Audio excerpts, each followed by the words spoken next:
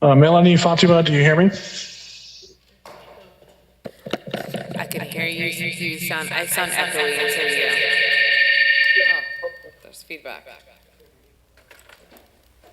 Everyone should be muted except the control room PC in Zoom. I'm muted for sure. Oh, maybe it's my phone. My computer's. There's an echo. Ramon, can you disconnect the aux cable from the laptop?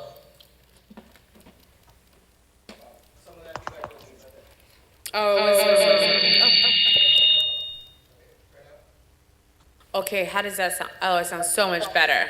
Hi, council member. Well, I don't know. Do I sound better? How do I sound? So you sound pretty good. Can you say something again?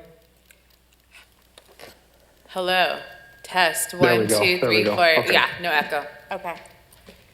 Can you try a few other mics, Yeah, please? I'll try them. We'll try them all because I just want to make sure. I know we had an issue, so I'll go around. Okay. Okay, thanks. Bye. Hey, John, I'm gonna test out YouTube on the laptop too. Okay. Hold on. So with the new laptop, what's the problem, John? Well, we had the The cable plug in. the audio cable plugged in because we're doing some testing. Okay.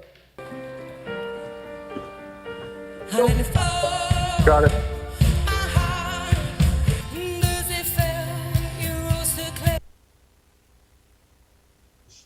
Ramon, I hear it through Zoom.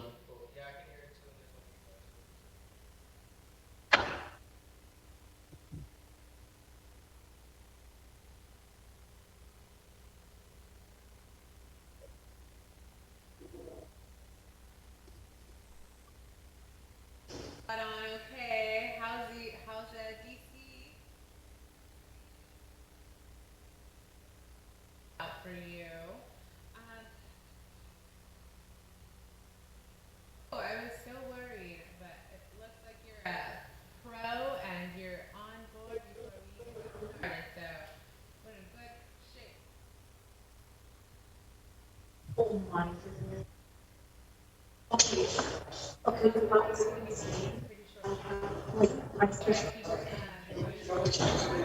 Huh?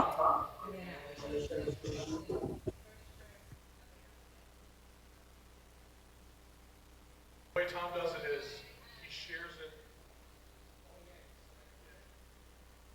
Absolutely, we'll be sure. That way he has all the control of the feed.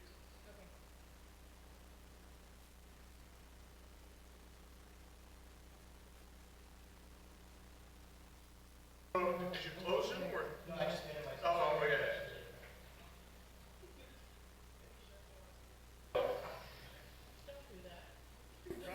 No, John's like, did you just shut down?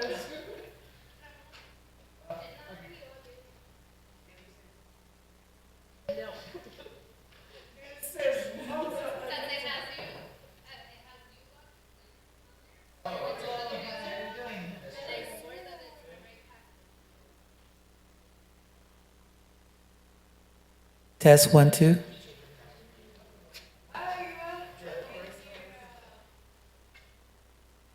Test 1, 2. Sounds good so far? Test 1, 2. Sounds good? Test 1, 2. Sounds good? Test 1, 2. Sounds good? Test 1, 2. Sounds good? Test 1, 2. Sounds good? Test 1, 2, 3. This is the Dias microphone. Just double checking. I have. Let me just do one more, or actually two more, and then I think we're good. Sounds good so far? Test 1, 2, 3. Test. Sounds good?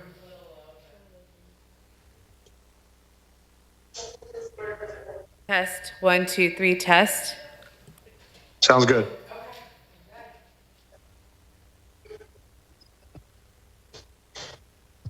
Okay, thank you.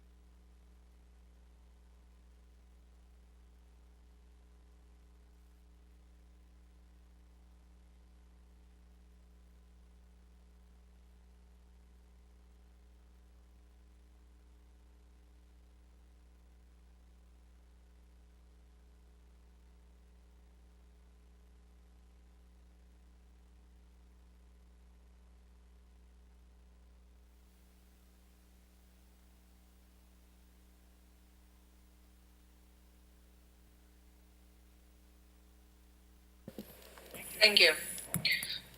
Clerk, please start the meeting. I hereby call the special closed session meeting to order. This meeting is taking place with in-person attendance and by teleconference via Zoom. The public may access the meeting via the Santa Ana YouTube channel or the city's website. Please bear with us as the technology may disrupt the flow of the meeting. I would like to announce that item number 5 of the closed session agenda will be continued to the February 7th City Council meeting. Madam Clerk, please conduct the roll call. Councilmember Becerra. Councilmember Hernandez. Present. Councilmember Peñalosa. Present. Councilmember Fan. Councilmember Vasquez. Present. Mayor Pro Tem Lopez. Here. And Mayor Mezcla. Present. Any member of the council would like to take this time to announce their abstentions at this time?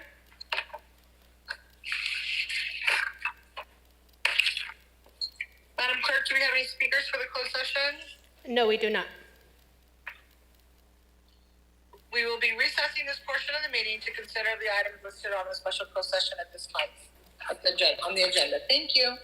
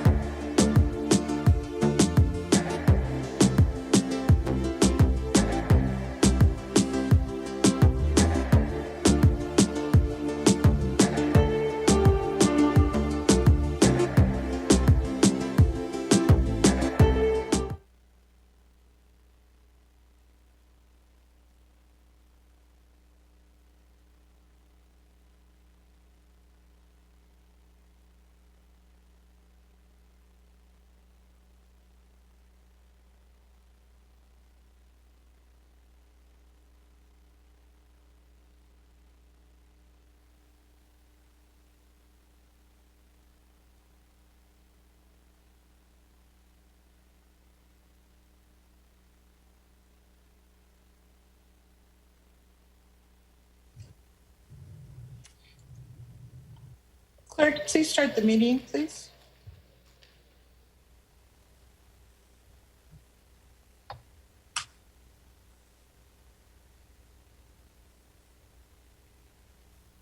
You're ready to go, Mayor. All right, I hereby call the regular open meeting to order. This meeting is taking place with in-person attendance and by teleconference via Zoom. The public may access the meeting via the Santa Ana YouTube channel or the city's website. Please bear with us as the technology may disrupt the flow of the meeting. Madam Clerk, please conduct roll call. Councilmember Becerra, Here. Councilmember Hernandez, Present. Councilmember Peñalosa, Present. Councilmember Fan. Here. Councilmember Vasquez, Present. Mayor Pro Tem Lopez, Here. and Mayor Mescua. Present. Madam Clerk, before we proceed to the Pledge of Allegiance, please make an announcement. To request to speak on agenda or non-agenda items within the city's jurisdiction, with the exception of public hearing items number 30, 31, 32, 33, please dial *9 from your phone or click the button labeled Raise Hand from Zoom at this time. Please hold your comments until the mayor opens public hearing items 30, 31, 32, and 33 only. Please announce your name and ward or neighborhood you reside in within the city of Santa Ana for the record. Thank you. Councilman Penalosa, can you lead us in the Pledge of Allegiance, please? Of course. If you could all please rise and face our flag and join me.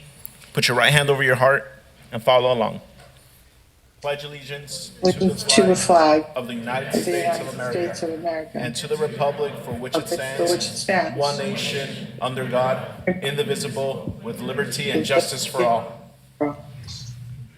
Thank you very much. At this time, we have words of inspiration from Pastor Maribel Toan. I hope I said that correctly.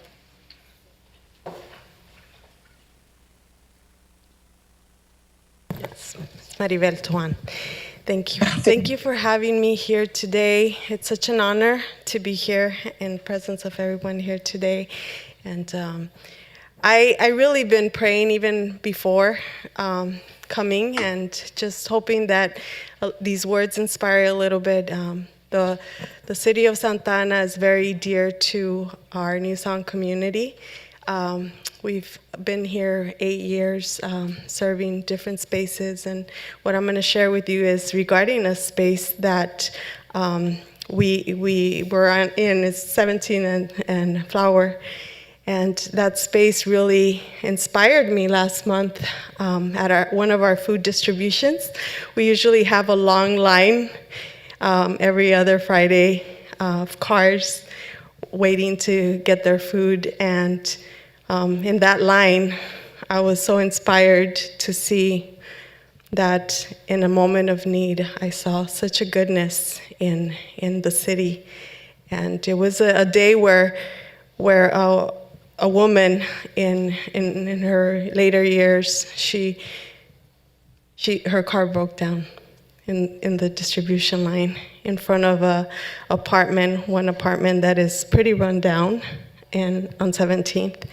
And she needed help, and we couldn't figure out how to help her because there's so many issues with her car. But out of the kindness of someone, that she went to go knock on a door in the apartment building, someone came out and ran across the street to go get his car and to come back and to give her a hand and start her car. And this woman was Korean, older lady. The man that came out of the apartment building was Latino, young man. And what I saw in that moment was the breaking down of so many barriers of culture, of age, and so many things. And I thought, this is incredible that this is our city. This is Santa Ana. And a lot of people say Santa Ana is this, that, complaining about a lot of things. And to see that there's so much beauty and goodness in our city.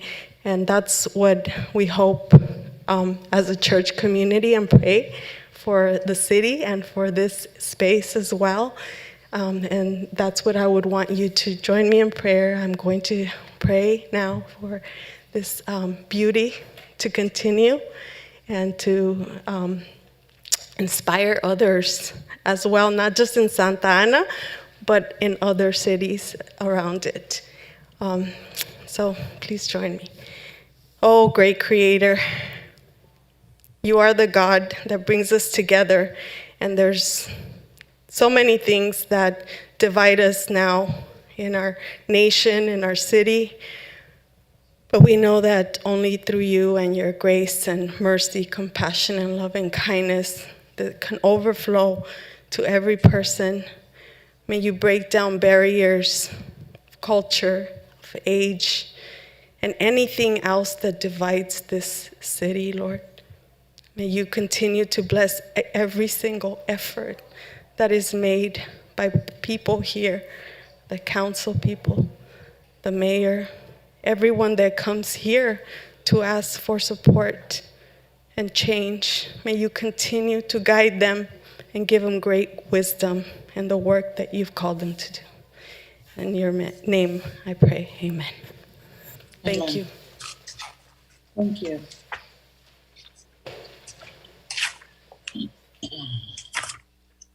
City Attorney, do you have anything to report out at this time from closed session? We do not have any reportable action from our closed session discussion this evening. Thank you. This is the time of the meeting for the City Council to receive comments from the public on agenda and non-agenda items. Mayor, Mayor, I'm sorry, I go ahead. apologize. We do have some ceremonial presentations. Oh, I apologize. Go ahead. I apologize. We have two. Mayor Pro Tem Lopez. Yes, thank you, Mayor. Rachel left, so I think we're gonna punt it over, and so Councilmember Fan, if you'd like. Do you want to reschedule for February 7th? Yes, staff already handled it, thank you. Perfect. Councilmember Fan?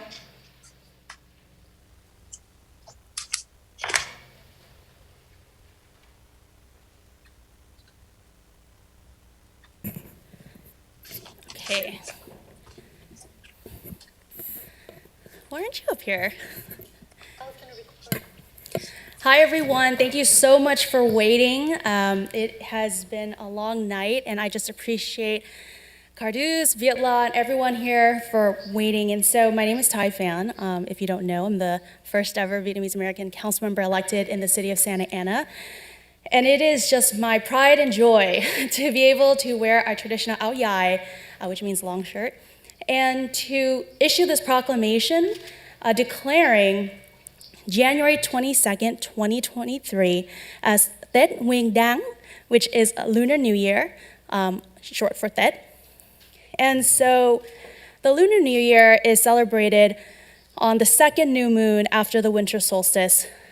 I can never keep track. It's somewhere between mid-January and mid-February, and it changes every year. According to the traditions in many Asian cultures, you might have heard that this is the year of the rabbit, but as someone who is Vietnamese, and as many of our residents here in the city are Vietnamese, we celebrate the year of the cat. I was born in the year of the cat, and actually also our council colleague, Councilmember Peñalosa, is also born in the year of the cat. And it is said, I cannot confirm nor deny, that those born in the year of the cat or the rabbit are known for being witty, quick-minded, talented, creative, and ambitious. Maybe that's why we're both politicians. So today, though, with this proclamation, I want to present this to Viet La, and here to accept it is Carduz, who has worked with our Vietnamese community liaison, Tina Dolly, in so many capacities, and I'm so glad to have met both of you on this journey here on the dais. So we want to recognize Viet La for their contributions to the Vietnamese American community here in Santa Ana as well as throughout the county. Viet La is a nonprofit organization in the city of Santa Ana, founded in 2022, but conceived in 2019. I was told that very specifically. And they've coordinated with us here in the city of Santa Ana to work on issues such as renter protection ordinance workshops, presenting it in Vietnamese to residents here in the city. Most recently, we worked with Viet Law, and Cardus did a great presentation on down payment assistance here in the city of Santa Ana, also in Vietnamese, in person to residents, and we will be doing them in Spanish too. And, it's just quite an amazing thing that, someone from our community came up with the idea of saying, hey, we need language access. Because we have all these incredible services here in the city of Santa Ana. We constantly invest in our residents, but what are these services for if our residents don't have access to it? And so here to accept the recognition on behalf of Viet Law is Cardus Wing. Thank you for joining us today. On behalf of all of us in the Vietnamese American community, and definitely myself here in the City Hall, thank you for your work, and Happy New Year. Yes. May I speak something? Yeah, of course. Yes. Say all you want. Hello, everyone. On behalf of Viet La, I am deeply honored. Yes, I'm deeply honored to receive this proclamation recognizing Tet and Lunar New Year. Viet La would like to thank you, to thank the City of Santa Ana, the City Council, the mayor, city council members, and especially council member Thai Viet Phan, our first Vietnamese American council member ever, for your continued support of the Asian American Pacific Islander community.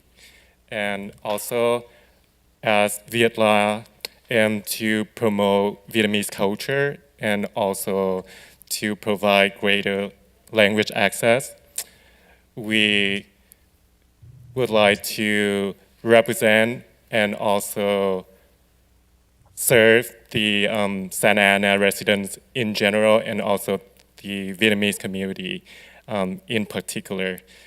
Cheer to exciting New Year Tet. Yes. Yes. And with that, chúc mừng năm mới. Yeah, chúc mừng năm mới. Thank you. So photo? Thank you. Yes. Awesome.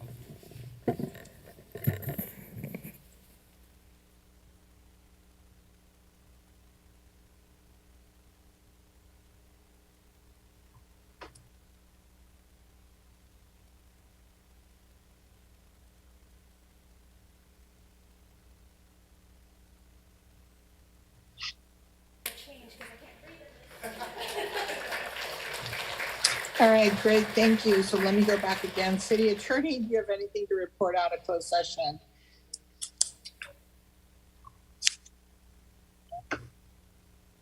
Sonia? Yes, City you asked Attorney? about, yes, I had reported out that there was no reportable action from our Great. closed session discussion. Thank you. All right, this is the time of the meeting for the City Council to receive comments from the public on agenda and non-agenda items pursuant to the Brown Act. The City Council may not enter into discussion at this time. We will now hear from the council members of the members of the public that are physically present in the council chambers first, and then hear from those that are on the conference call or Zoom. Madam Clerk, do you have anyone wanting to speak on the conference call or Zoom? Yes, Madam Mayor, we do have some speakers in person. I will name them up. If we can please have Melissa Shepard, followed by Jose Luis Sandoval, followed by Daniel Perez. Thank you.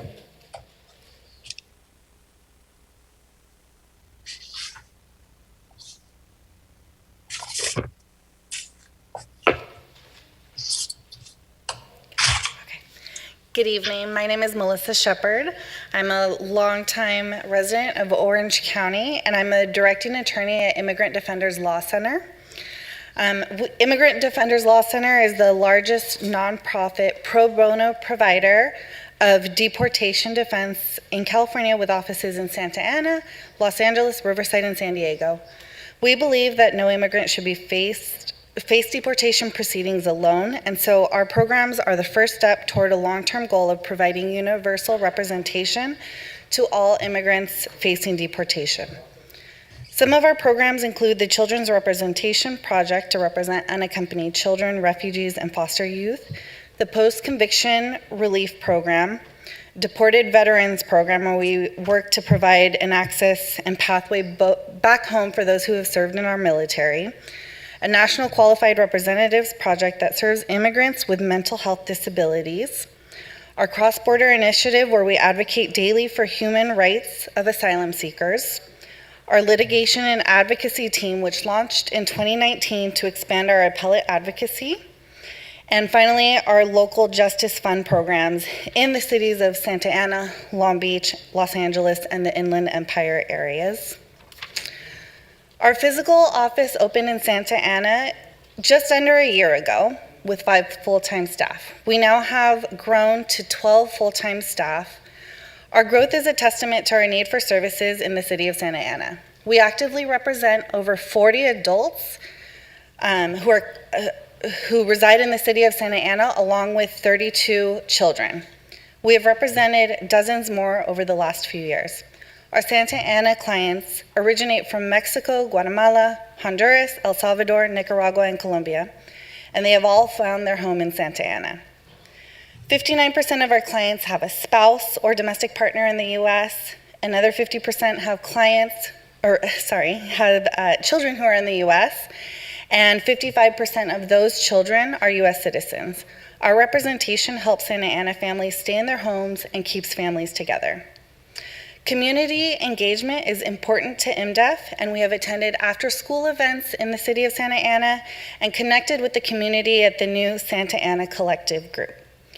We have also worked with Santa Ana children who've been mistreated and voiced their mistreatment in a complaint to Customs and Border Protection, and their stories were profiled by the Marshall Project and Vice.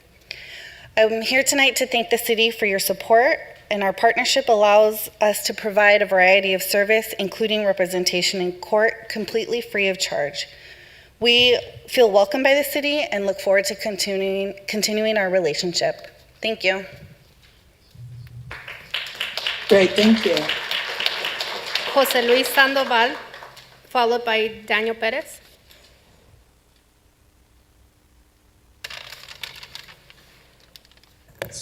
Hello, everyone. My name is Jose Luis Sandoval, and we are on behalf of OC businesses. Restaurants and food trucks are being affected by the illegal taco stands. They do not have any permits, no sales permit, no city business permit, and no food health permit. We are here to ask to protect our businesses who pay taxes and pay permits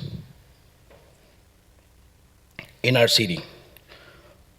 For those who are paying all these businesses and taxes legally, many of us owners of businesses, we feel that we've been discriminated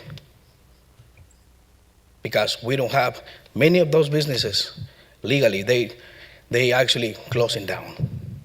Please do something about it.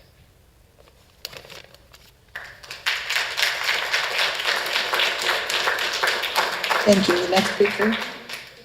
Daniel Perez, followed by Roberto Guzman, followed by Alex Rivera.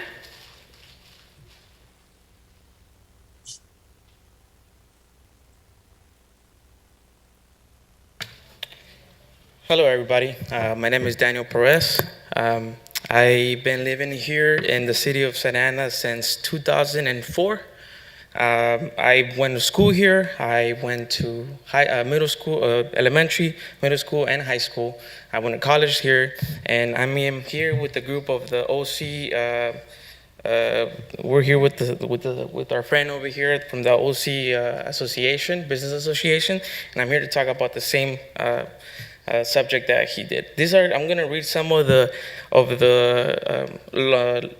laws and rules that we business owners, small business owners of food handling have. And I just want to describe it and then let you guys know what's the problem with all that. With some of the rules that we have in our food association, we cannot have canopies. We cannot have bright lights. We cannot block the sidewalks. We cannot have tables and chairs outside. Hot and cold water is necessary. Meats and produce have to be kept at the right temperature. Restrooms available for employees. Cannot sell from a street that the speed limit is 35 or greater. Cannot be in front of a school. It cannot be in front of.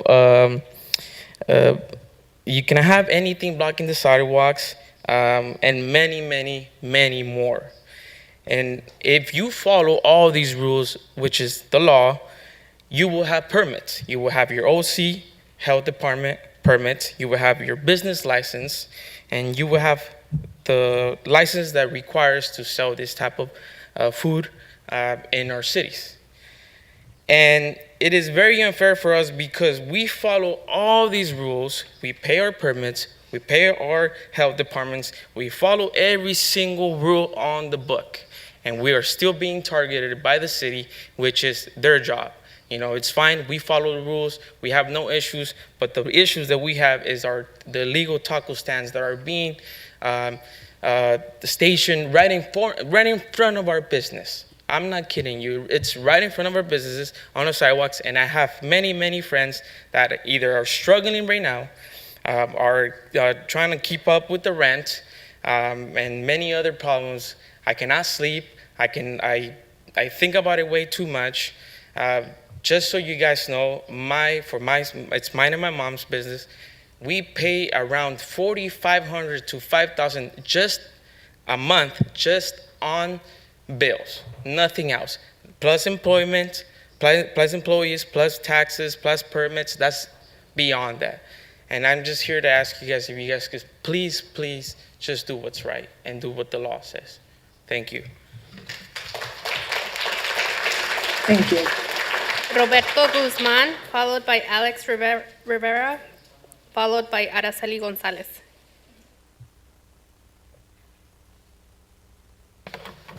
Hola, buenas tardes a todos. Mi nombre es Roberto Guzmán y soy miembro de OC Business Association de aquí de la ciudad de Santa Ana.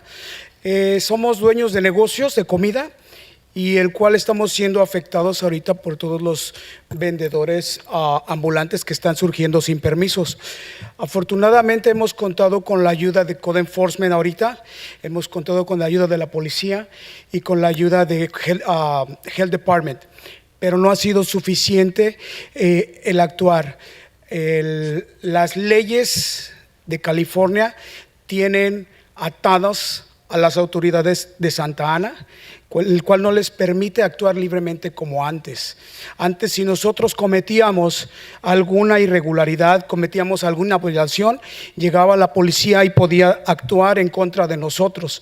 El día de hoy la policía no puede hacer nada.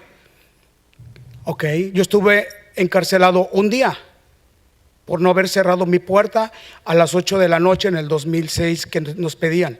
Me encarcelaron un día por no haber cumplido con esa ley. Entonces ahora los dueños de negocios estamos en la legalidad, tenemos todos nuestros permisos en regla, contamos con liability insurance, aseguranzas en nuestros camiones y estamos totalmente desprotegidos. No tenemos el apoyo suficiente y esto sí nos gustaría que se pudiera, quien quiera que esté encargado de esto, que nos ayudaran a desatarle las manos a las autoridades para que ellos puedan actuar. Actualmente los negociantes se burlan de nuestras autoridades. Los llegan a levantar y se burlan, no te preocupes, en 5 minutos o en 1 hora nos traen más y se están riendo de nosotros. Nosotros queremos pedirles una audiencia a todos ustedes en privado para poderles informar, darles más información que hemos recaudado durante todos estos meses y así ustedes puedan tener más herramientas para actuar. Desafortunadamente, nuestra querida Mayor Valeria Mezcua ya ha recibido amenazas ahora que empezó a trabajar. Si a ella le están haciendo esas amenazas, ¿qué nos esperamos nosotros? Ok, nosotros queremos que nos ayuden. Y nosotros seguimos trabajando aquí porque queremos que Santa Ana siga adelante y queremos que todo el dinero, todo nuestro esfuerzo se quede aquí en la ciudad de Santa Ana, que no se vaya a otros lados con gente que no está pagando impuestos, que no paga permisos y que encima de todo se burlan de nuestras autoridades. Gracias.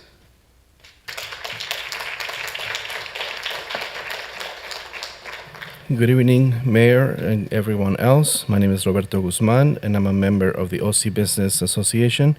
We're businesses that provide and sell food, and we have been affected by the unpermitted taco stands and other people, these people. And we have received the help of code enforcement, we have received the help of the police, and we have received the help of the health department, but that has not been enough. The California laws have tied the hands of the Santa Ana city authorities, so we could use your help if we, when we used to break the law, we would pay the consequences. But now there are no consequences. In fact, some time ago, I spent one night in jail because I did not close my business at 8 p.m. as it was required. So I did have to spend one night in jail because of that. Now, they don't follow the law. They don't follow the rules. They don't follow the law. We follow the law. We follow all the business requirements. We have liability insurance. Our trucks have insurance. But we don't feel that we are protected. We don't feel the support. So please help us. Whoever can do this, please help us untie the hands of the city authorities. We want to protect our businesses. We ask to have a meeting with you to bring you some information that we have collected over the past few months to give you some tools so that you can do something. Unfortunately, our very own mayor, Valeria Mezcua, has been threatened by these people. And if she has been threatened, what can we expect? So please help Santa Ana to be successful. We want to work together for the betterment of Santa Ana and not have these people who are laughing at the authorities and not paying taxes be here. Alex Rivera, followed by Araceli Gonzalez, followed by Juan Gonzalez. Hi, everyone. As you guys already know, most of our friends, or if you want to call, however you want to call it, we're just actually here just to ask for your help, because technically we have a lot of problems with all these street vendors, not just the actually illegal street vendors. Most of the taco stands that are here, they come from LA. So we having this problem, because for us just to even start a small business, even let's say a small trailer that actually sells tacos or ice cream, is between 50 to 60,000 just to purchase one. To actually open a taco stand with the canopies and grills and all that, it's between $1,000 to $2,000. And technically, they're not paying anything.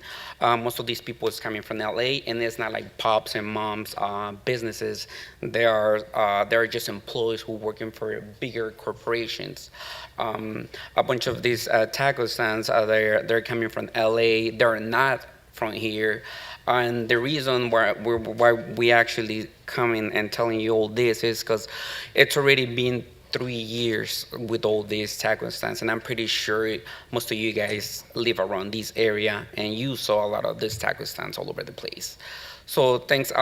We've been working with the city, with the health department, code enforcement, and they've been helping us out a lot. So we just want to say thank you to them. But this is not enough, because if they come and take all the food at 6 o'clock, by 7 o'clock they're already selling everything again. So we're just asking for your help. We just don't know what to do no more. They tell us to go to the senator. We went to the senator, Tom, and we went all over the place. So what we need to do, like stop paying taxes, or what we have to do, so, or who can we talk to so they can help us out on all this? Because I don't think it's fair for us and for all the businesses, restaurants in Santa Ana that we're doing everything legal. So we're not here to complain about them. We're just here to make sure that if you guys can help us to make sure that they do everything by the law. That's the only thing we're asking. We're just so tired of being fighting back and forth to everyone. So if you guys can please help us and help either the police department, code enforcement, the whole department, because we don't want to have that little TJ in here in Santa Ana. So that's the only thing we're asking. It looks pretty bad. And like I say, I invite you guys to go by Harbor and 17 all the way down, or Bristol on Main Street, and you're gonna see all the mess. Thank you so much for your help. Araceli Gonzalez, followed by Juan Gonzalez, followed by Bulmaro Vicente.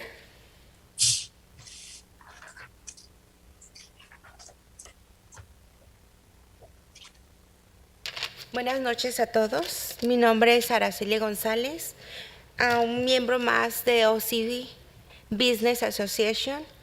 Estamos viniendo, yo vengo a representar a todas las mujeres solteras, viudas, que es el único sustento de nuestras familias, que estamos en una crisis verdaderamente crítica, que nuestros negocios se están acabando, que no tenemos el dinero suficiente para seguir con todos y cada una de todas los permisos y todo lo que tenemos que pagar día a día. El futuro de esta ciudad son nuestros hijos. Si nosotros no tenemos con qué solventar los gastos, darles de comer, pagar escuela y seguir adelante, ¿qué va a pasar con todo esto? Nosotros necesitamos el apoyo de ustedes, que nos ayuden a buscar más soluciones, porque nuestros hijos son el futuro de esta ciudad. Y si siguen las situaciones así, muchos de nuestros compañeros han tenido que cerrar los negocios. Y es una tristeza que el esfuerzo de tantos años de todas nosotras se vayan por la borda. Necesitamos de su ayuda, de su comprensión, porque muchos de nosotras es el único sustento que tenemos. Por favor, ayúdenos a seguir a nosotros adelante. Ustedes tienen el poder. Ustedes son las únicas personas que pueden ayudarnos a todos nosotros. Si alguien de ustedes puede intentar modificar, verificar, leer, de alguna forma encontrar algún apoyo, alguna situación para poder resolver estos problemas y que no perdamos nuestras calles, que no perdamos nuestra ciudad, que no echemos por la borda todo el trabajo de sus compañeros anteriores y los actuales y los que vienen. No dejen que se pierda nuestra ciudad, nuestras calles. Han invertido muchísimo dinero en componer toda esta ciudad y está quedando hermosa. Hay que mantener la ciudad en buenas condiciones, nuestras calles libres, nuestras calles limpias y que siga la economía adelante. Ustedes son los únicos que nos pueden ayudar. Gracias, su tiempo concluido. Muchas gracias. Good evening to all. My name is Araceli Casales. I'm also a member of the OC Business Association, and I'm here representing all the many single women business owners, widows, and this is our only source of income. This is a true and definite crisis. Our businesses are going down. We do not if we do not continue our businesses, we are going to perish. We are only getting money enough for our expenses, for permits, and the future of our children, of our city, is our children. If we do not have enough money to pay their expenses, to feed them, to send them to school, what's going to happen with them? We need your support. We need you to find solutions to this. Only you, our children are the future of the city, and if this continues, many of our friends' businesses will close, And it's a sad situation that we're facing this, and that businesses that have been here for so many years are going by the wayside. And we need your help, and we need your understanding, we need your support. This is our only source of income, so please help us. You have the power, you're the only ones who can help us. So if someone can look into doing something, changing, modifying things, find some way to support us. We do not want to lose our streets. We do not want to lose our city.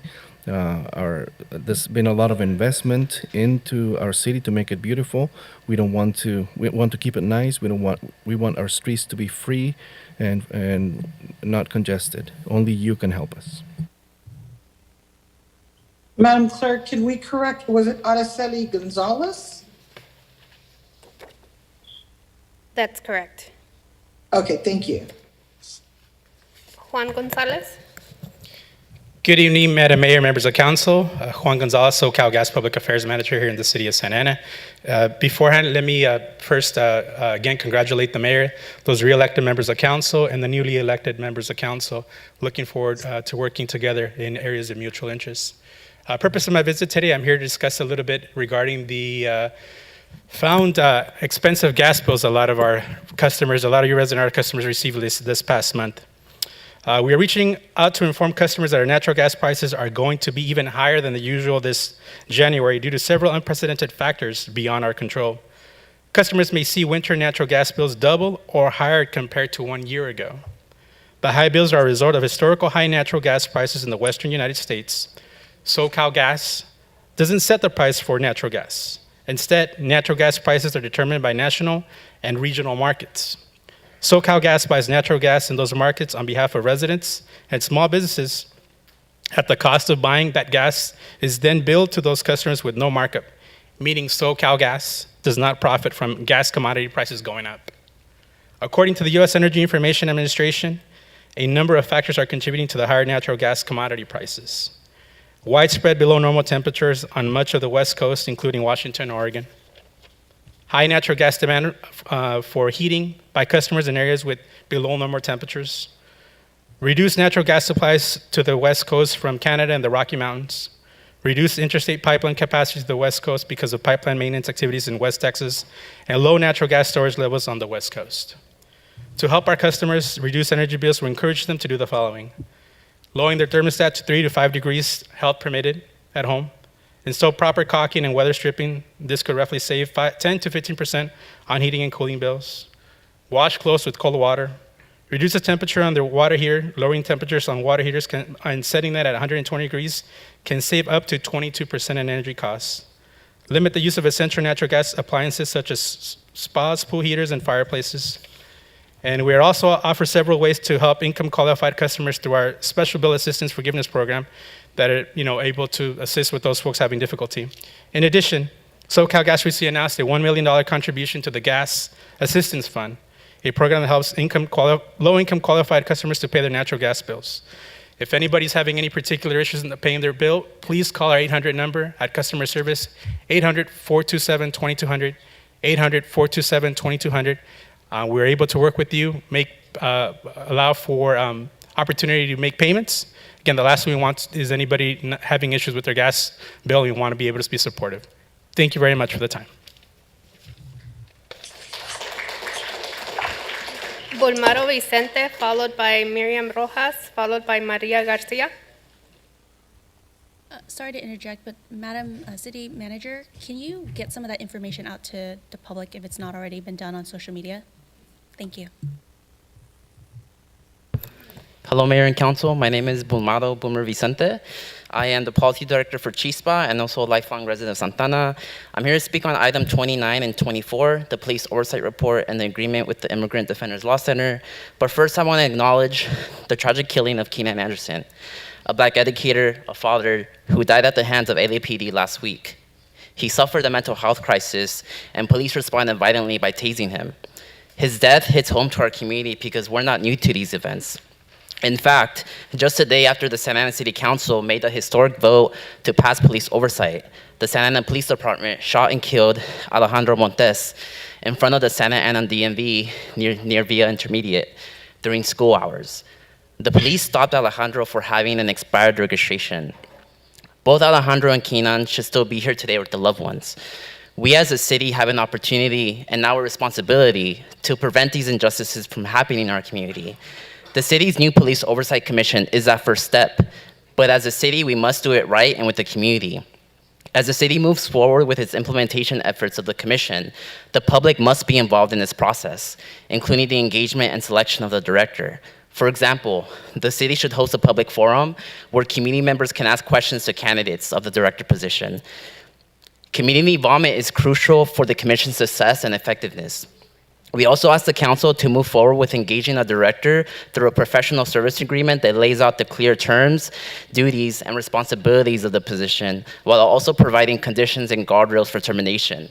This can help prevent any delays or unexpected changes to the position and commission. An exempt at-will city employee puts a position at risk of being terminated by the council at any moment, with or without reason. This will also allow the director to leave their position without any notice. We need to make sure there is no delay or setback with implementing oversight. Our community cannot take that risk. The year 2022 was the year with the most police killings in any year in the past decade. I'm hoping this year, cities like Santa Ana can lead the way for police accountability and oversight. We're here to support and to work with the city on its implementation efforts to ensure this commission becomes enacted and successful. Lastly, we ask for you to improve the agreement with the Immigrant Defenders Law Center to continue their services protecting our immigrant community. They have been able to assist our community in fighting deportation in and out of detention. We need their continued support. Thank you.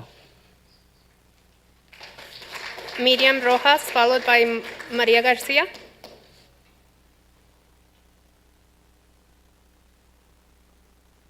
Buenas noches. Buenas noches, honorables Baje el representantes de la ciudad. Disculpe, baje el micrófono. Soy miembro de OCS Business. Tengo un poco atorada la garganta porque hoy con gran tristeza vengo a pedir ayuda porque he cerrado mi negocio. Los puestos ambulantes han afectado tanto nuestros ingresos para casa que tuvimos que cerrar. Por el sueño que hemos luchado mi familia y yo, la vemos desboronada. Disculpen. Incluso mi hijo estudia el college. Por un momento le dije que va a tener que suspender sus estudios para buscar una nueva alternativa para que él siga adelante. Mi hijo me cuestiona muchas veces a mí porque me dice, mamá, Costa Mesa, Fullerton, Anaheim, llega a un puesto ambulante y la policía luego llega y le dice que no puede hacerlo. ¿Qué es lo que pasa en Santa Ana? Yo quisiera tener esa respuesta para decirle a mi hijo, ¿verdad?, qué es realmente lo que está pasando. Pero hoy yo vengo a poner mi caso, que es palpable, cómo nos están afectando los puestos ambulantes en nuestra ciudad. No nada más a mí, a varios compañeros. No puedo seguir permitiendo, ¿verdad?, que el sueño de mi hijo de seguir adelante en sus proyectos de estudio acabe por una invasión que no paga los mismos impuestos que nosotros pagamos, que nosotros tratamos de obedecer las reglas y leyes que se establecen en nuestra ciudad. Yo cumplo con esas reglas, que no es a lo mejor para otras personas.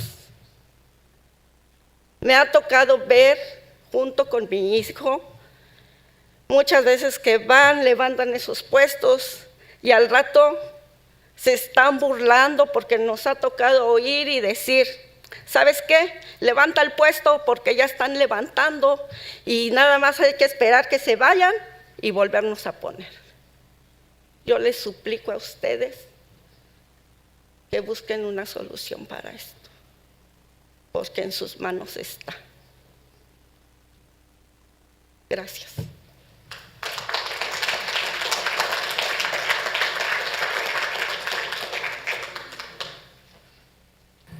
Good evening to all the members of the City Council. I'm a member of the OC Business Association, and I'm here choking up because I had to close my own business. These vendors coming into our city have affected our take-home income, and I've had to close my business. And my family's dream is broken.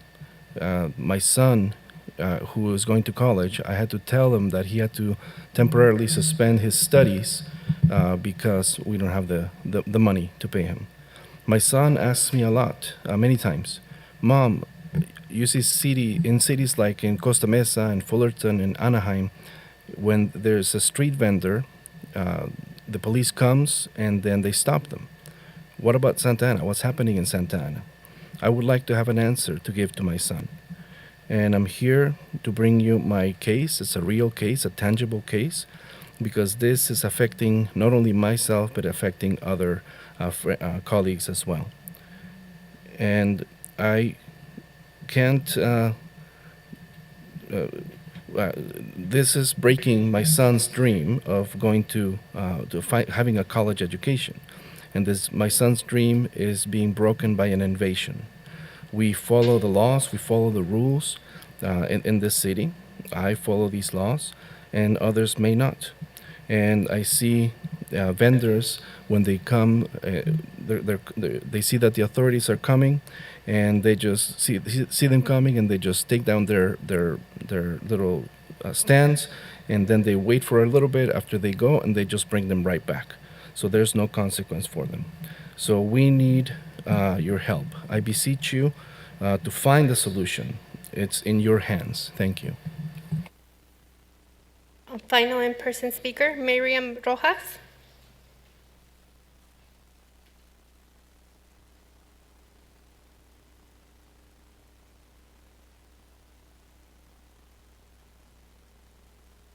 Hola, buenas tardes. Me llamo Miriam y soy cliente de INDEF.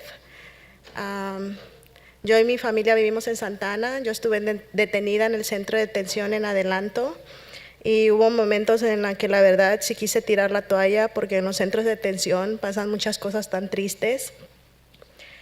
Yo tenía miedo de regresar a mi país por la violencia y temía por mi vida, pero uno a veces por la presión tan grande que siente estando ahí en esos centros de detención, que la verdad por experiencia propia que yo ya lo pasé, no se lo deseo a nadie.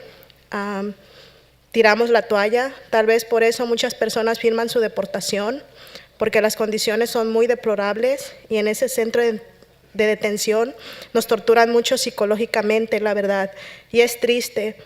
Pero mi fuerza ahí adentro fue esta organización INDEF y mi abogada Fernanda, porque me dieron muchísimo apoyo. Mi abogada Fernanda me dijo que no tuviera miedo y que no perdiera la fe en mí.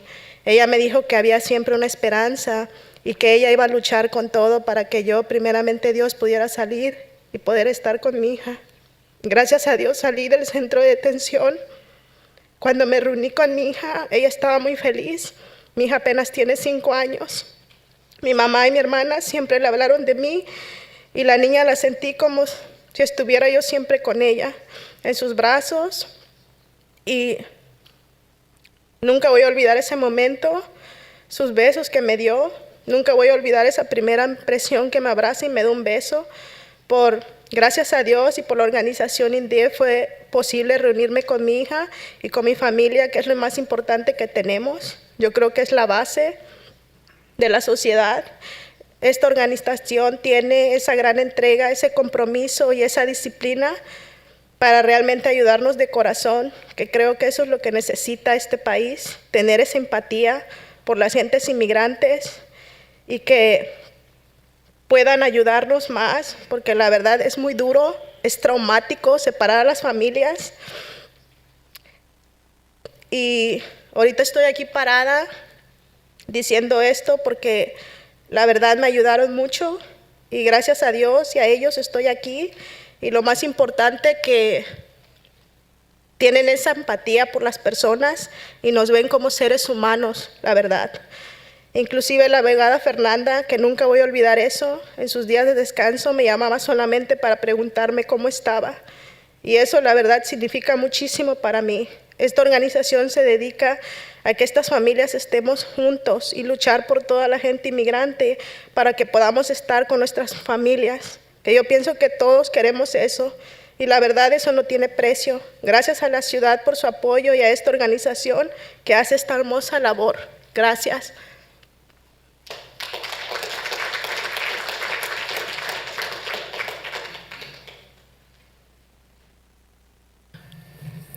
My name is Miriam Rojas, and I've been a client of INDEF, and I've been in the detention center in Adelanto. And because of all the conditions that were happening there, many times I felt like throwing in the towel. And in the detention center, it's a very sad situation. Many sad things are happening.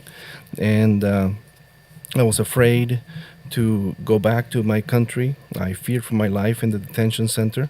That's why I felt like throwing in the towel. And I think that many people, that's the reason many people sign their own deportation orders, because of the conditions that are happening in the detention centers.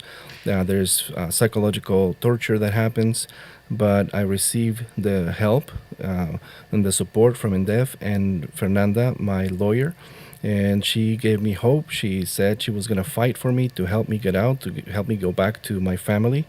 And thanks to God, I got out, and my daughter was very happy. My daughter is 5 years old, and when I was in the detention center, my mom and my sister kept talking to my daughter about me, and when I went back, it was the most wonderful thing, just to feel her hugs and feel her kisses from my daughter, and it's as if she as if I had never left.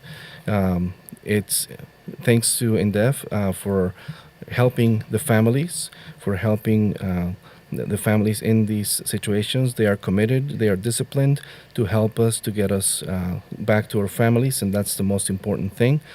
I think that's what this country needs, people that sympathize with the immigrants, and they are concerned about family separation. I'm here because I received a lot of help from them. They have the empathy for people. They see us as human beings, and my lawyer Fernanda even called me on her days off to see how I was doing. They fight for our families, and this is priceless. So I want to thank the city for the support, and this organization as well. Mayor, that was the last in-person speaker, but we do have speakers on Zoom. Perfect, go ahead. Speakers on the queue may provide their comments on agenda or non-agenda items within the city's jurisdiction, with the exception of public hearings items 30, 31, 32, and 33. When unmuted, please announce your name, ward, or neighborhood you reside in within the city of Santa Ana for the record. To request to speak, dial *9 from your phone or select raise hand from Zoom now. Zoom ID, Victor Bayan, please select the microphone icon to unmute from your device and proceed with your comment. You have 3 minutes to speak.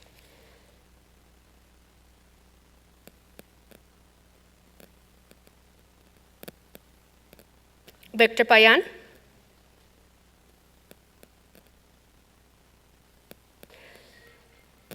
Zoom ID, Ana Ramirez, please select the microphone icon to unmute from your device and proceed with your comment. You have 3 minutes to speak.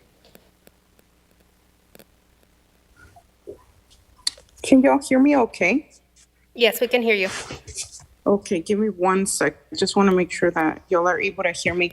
Hi, everybody. My name is Ana Ramirez. I'm a participatory defense organizer with the Orange County Rapid Response Network, and I'm calling in to express my support for the renewal of the Universal Representation Program in the city of Santa Ana.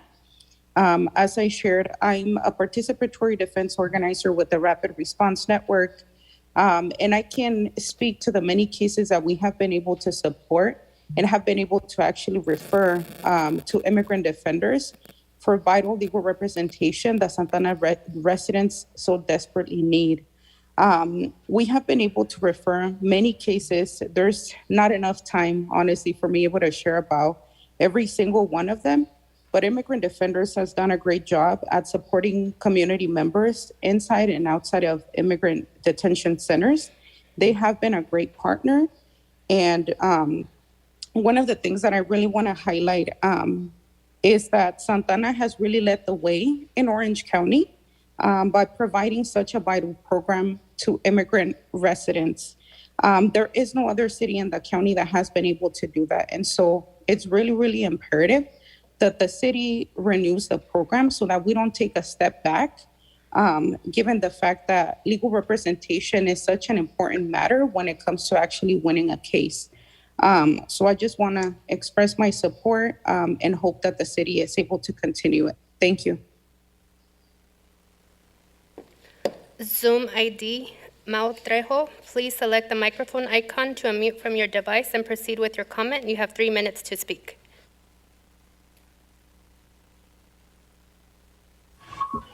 Good evening, City Council. My name is Matt Trejo. I live in Jesse's board.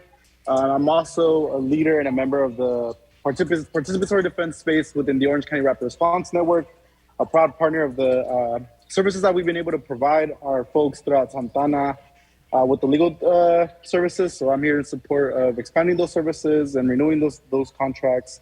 I also serve on a statewide coalition that supports formerly incarcerated people. And so I think these services have been vital in supporting community members here in Santa Ana. And I think even supporting their leadership and advocacy and policy efforts across the state. One being the Vision Act, which is something that we as the Orange County Rapid Response Network helped support in the this last year. And so I think, yeah, there's a need for these resources to be had and to be provided for folks in Orange County, but particularly in Santa Ana. And as we know, that Orange County is like one of the biggest, makes one of the biggest transfers from local police departments into jails. And so having these resources accessible to our community members is vital. And so I'm here in support of not only renewing these services, but also expanding these services so that more community members can benefit from being represented and for giving a second chance. Thank you. Zoom ID, Laura Hernandez, please select the microphone icon to unmute from your device and proceed with your comment. You have 3 minutes to speak.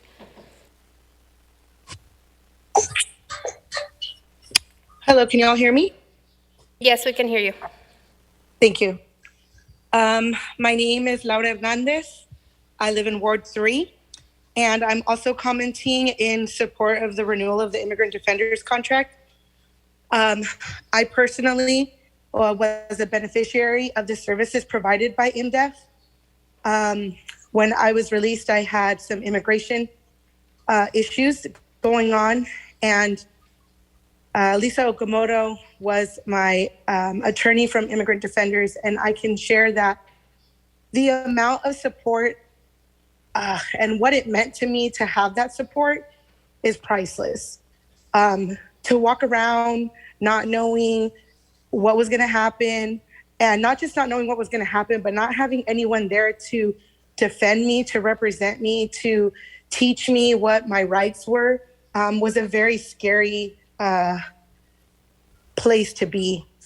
I believe Santa Ana, in providing these services for people like myself and for others like me, was steps ahead of everyone else. And to sit here and contemplate removing that from people like me would be basically just resentencing us all over again to another penalty, which would be probably deportation or who knows what else, right? We as community members need support. We need resources. We say it over and over again that when we have resources that we will succeed.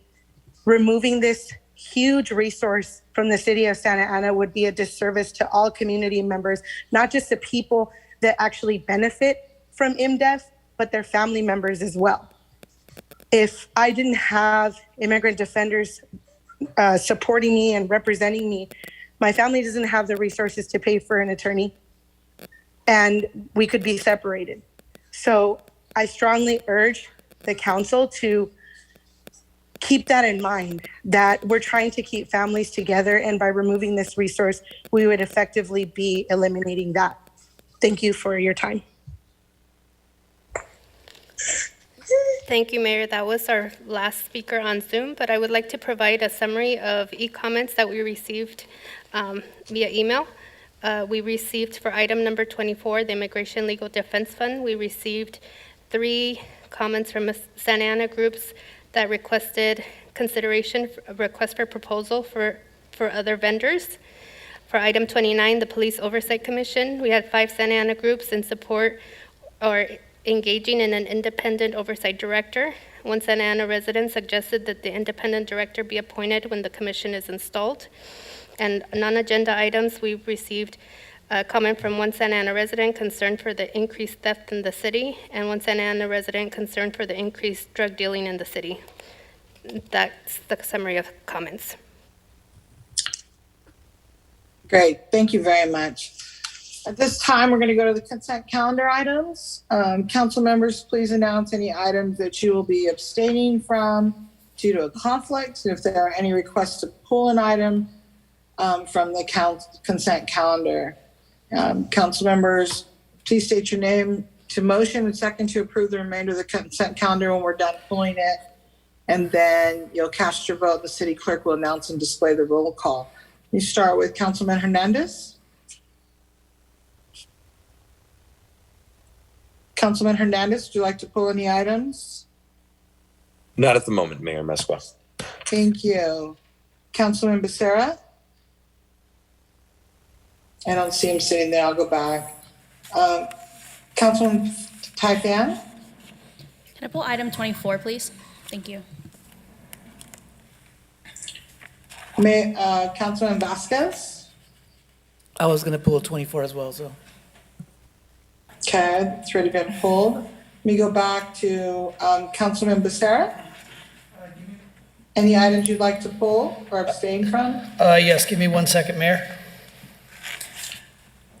If you don't mind, then let me go to Mayor Pro Tem Lopez. No items, thank you. Thank you. Councilman Penalosa, any items?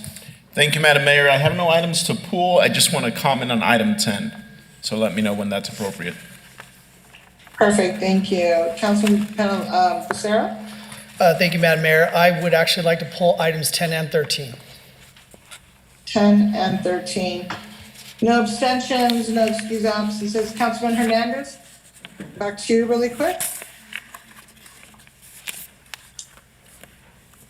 Sorry, Mayor Mesqua? I'm sorry, you have no items to pull at this time? No. Perfect. Okay, so can we get a motion to approve the remaining So moved. items? I'm sorry? So moved. This is Councilmember Peñalosa. Madam Mayor, will you be pulling item number 5? Oh, I apologize. I'll be pulling item number 5 just to make a correction on there. Thank you for reminding me. I appreciate it. It's been moved by Councilman Penalosa. In correction, Mayor Mesqua, I did have an item that I did want to comment on. What would that be? I didn't want to pull the item, so I just wanted to comment that I'm happy to see that item 12, I wanted to just thank our Public Works Department.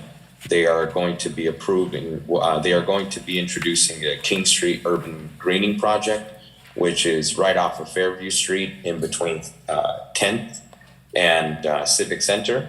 And what that is going to be is a project that will create safe streets for pedestrians. It'll have public space, seating, it'll have shading, structures for trees, drought-tolerant landscaping, irrigation systems, green street elements, public art installations, and there will be pedestrian and bicycle facilities to the Articia Pilar neighborhood. I'm very happy that this is coming to our backyard and just wanted to inform the public that this is an item I'm happy to support.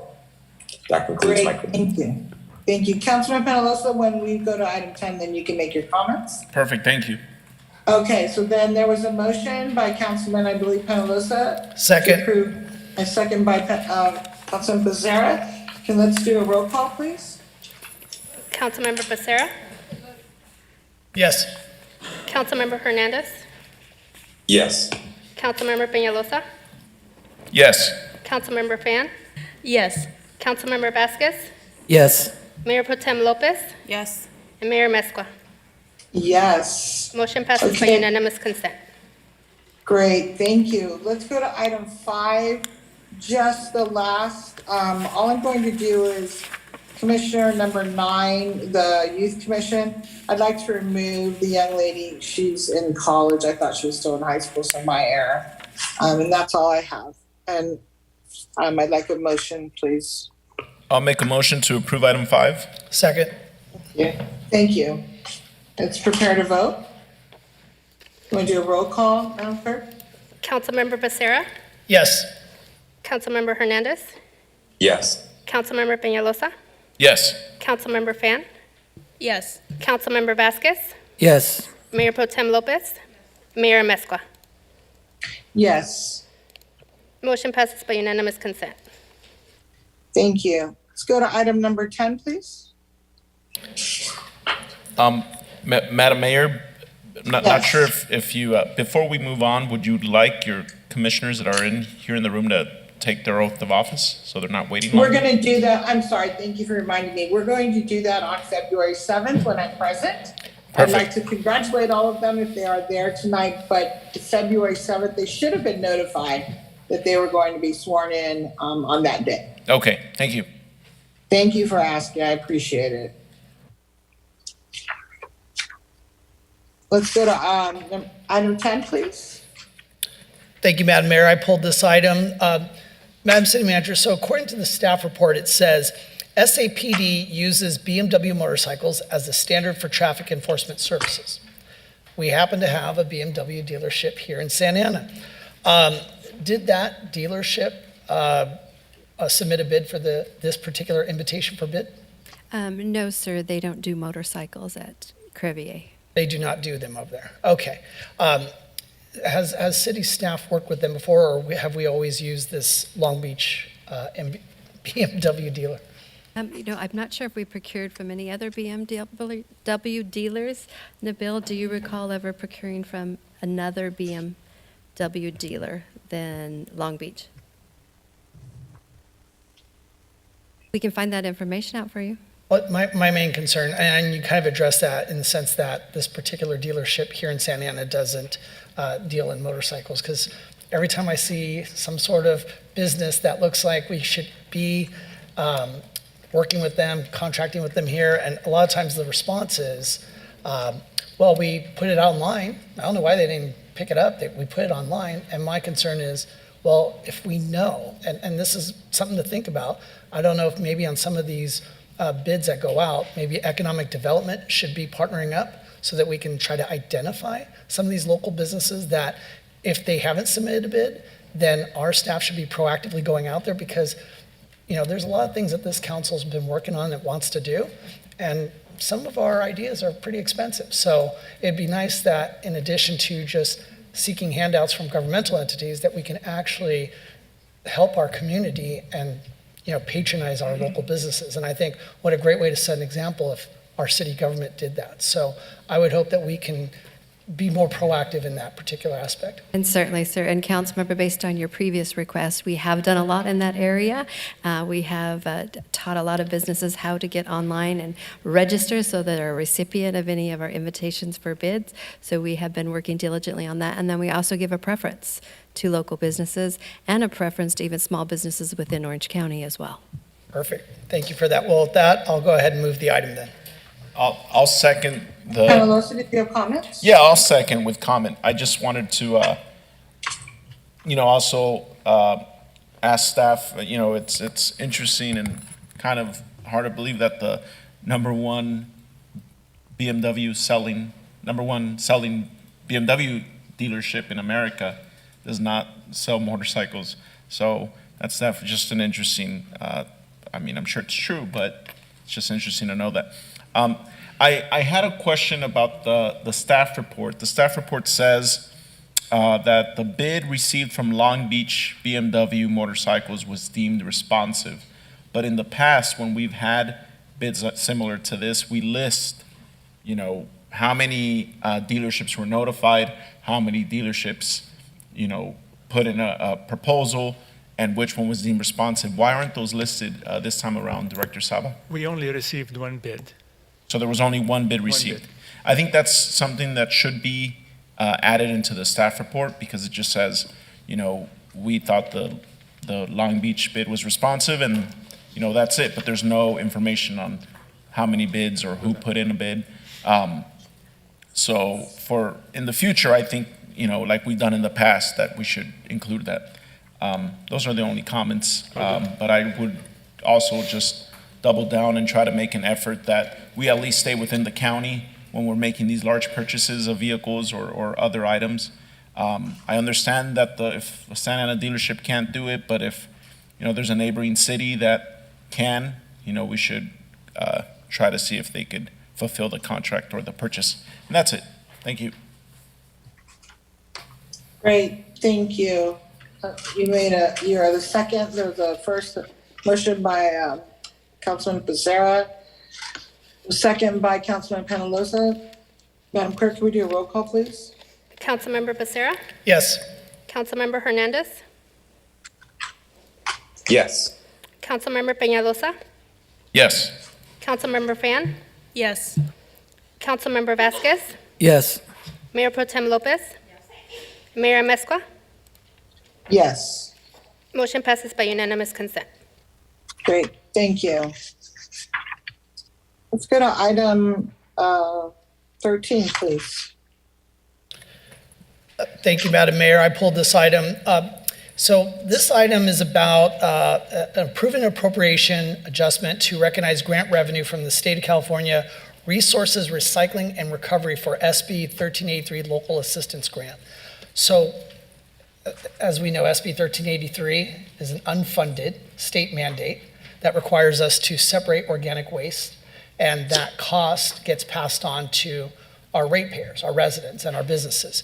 And so not only are they paying when it comes to their monthly or bi-monthly bills, but one cost that has been brought to my attention is that as they're, adapting to these additional bins or additional collection containers, is that especially in the multifamily residences or apartments, they're having to reconfigure their trash enclosures. And that's not cheap. And, our city, thankfully, requires a certain quality of these types of trash enclosures. They're not onerous requirements, but nonetheless, to reconfigure these enclosures costs money. And so where do those costs ultimately end up at? Back at the renters, back at the folks that are there, whether it's the folks in the multifamily residences or apartments, and also in the businesses. So what I wanted to ask Madam City Manager on this particular item, can any of this money be made available maybe through some sort of application process where we can actually help fund some of these trash bin enclosure conversions? Excellent question, sir. I will ask our Public Works Director to answer that. I'm not sure of the restrictions placed on this grant money. Good evening. This grant fund is strictly for outreach, education, and it's not designed to subsidize the construction of enclosures. It is for field work, technical assistant, and public outreach, like I said. That's what the grant is for, and that's what it will be used for. Okay, well, thank you for that clarification. I would ask Madam City Manager and Director Saba if we could look and ask the state for any sort of assistance on that, because again, that's a cost that we're going to see passed down to our renters. And the intention of this legislation is good, but like with many things that come out of Sacramento, they're unfunded. And so it's great to tell people to do things, but then the true impacts, as we're seeing with the folks that came tonight to talk about certain issues that are on our sidewalks, right? You have certain issues from Sacramento that come to the streets, and they don't realize what the actual negative impacts are going to be. So if you would, Director Saba and your staff, if you guys could inquire with the state, I would really appreciate it. I know renters and apartment owners and managers would appreciate that as well. Will do. Thank you. Thank you. Any other comments? I have one. Thank you, Councilman Becerra, for bringing this up. So what other way then, if the state is probably 9 out of 10 times going to say, we don't have any funding to give you. So how do we address this? Because then our residents and our renters, everybody ends up paying. And I get it, I'm sure the council members get emails regarding trash pickup, lack thereof, changes, overflow. There's so many things. So can you tell me how we're going to keep this away from our residents then, the cost? Certainly, Mayor, we can always seek opportunity for additional grant monies that if we're fortunate, we may receive that could be used for that purpose, but for this specific item, it's not allowed. Right, no, I know it's not allowed for this particular item in the grant. It's very clear in here. Thank you for the information. What it's to be used for, as it indicated, educational videos and social media campaigns or whatnot. However, Councilman Becerra brings up a very good point because our residents end up paying. So if we can come back February 7th with some information as how we can resolve this or assist our residents so that they do not end up getting stuck with the bill, an additional bill, I should say. We certainly can research that for you and provide the whole council that information. That would be great. On February 7th? We could, as soon as we're done researching it, we can send it to you via an email and provide it to all of you. Right, and then I just want it shared with the community. So either we do it through our social media or send out through constant contacts, if we can get it out to our public, to the community. Is that possible? I would wait to see what information we have and what our success is at finding ways to offset the cost, which could take quite a bit of time before I would put it out to the public in case we're not successful. No, that's what I'm saying. I don't think you're understanding me. I'm saying February 7th, you can come back and give us some information. If there's something available, then we can share with the community. If there's not, then you would tell us we're still researching it. I'm not asking you to put anything out right now. I'm just saying at some point I'd like to get something out to the community. We certainly can put it on as a discussion item for you, and we will have the Great. information. Thank you. Okay. Mayor, may I have a... Yes. May I make a comment? You sure can. Thank you. First of all, great job. We got a ton of money compared to some of the other cities. So congrats to our team. I'm not sure if it's still Ruby who's doing it, but either way, thank you. One area I do want to specify is that, it's about social media and going, meeting with community groups and whatnot. But can we make sure that we're working with our community partners in the Vietnamese American community, in the Spanish-speaking community, so that it's not just our traditional forms of outreach, but, for example, there are a lot of neighborhood groups that, while they may not be Santa Ana specific, but for example, Người Việt, California, is viewed by a ton of people in the Little Saigon area, including the Vietnamese community here in Santa Ana. So I just want to make sure that we're using all these other avenues. Additionally, I know we have our Vietnamese community liaison who can go on earned media, Vietnamese TV, radio, newspapers. They will cover this information. So please use those avenues. Thank you. Thank you, Council Member, and we can. And the individual that leads that is Christy Kindick, who is present here tonight. So thank you, Christy. Thank you to Christy. We appreciate free money. Great, thank you. Any other comments? Madam Clerk, you want to do a roll call? Is there a motion? I'll go ahead and move it, Madam Mayor. I'll second.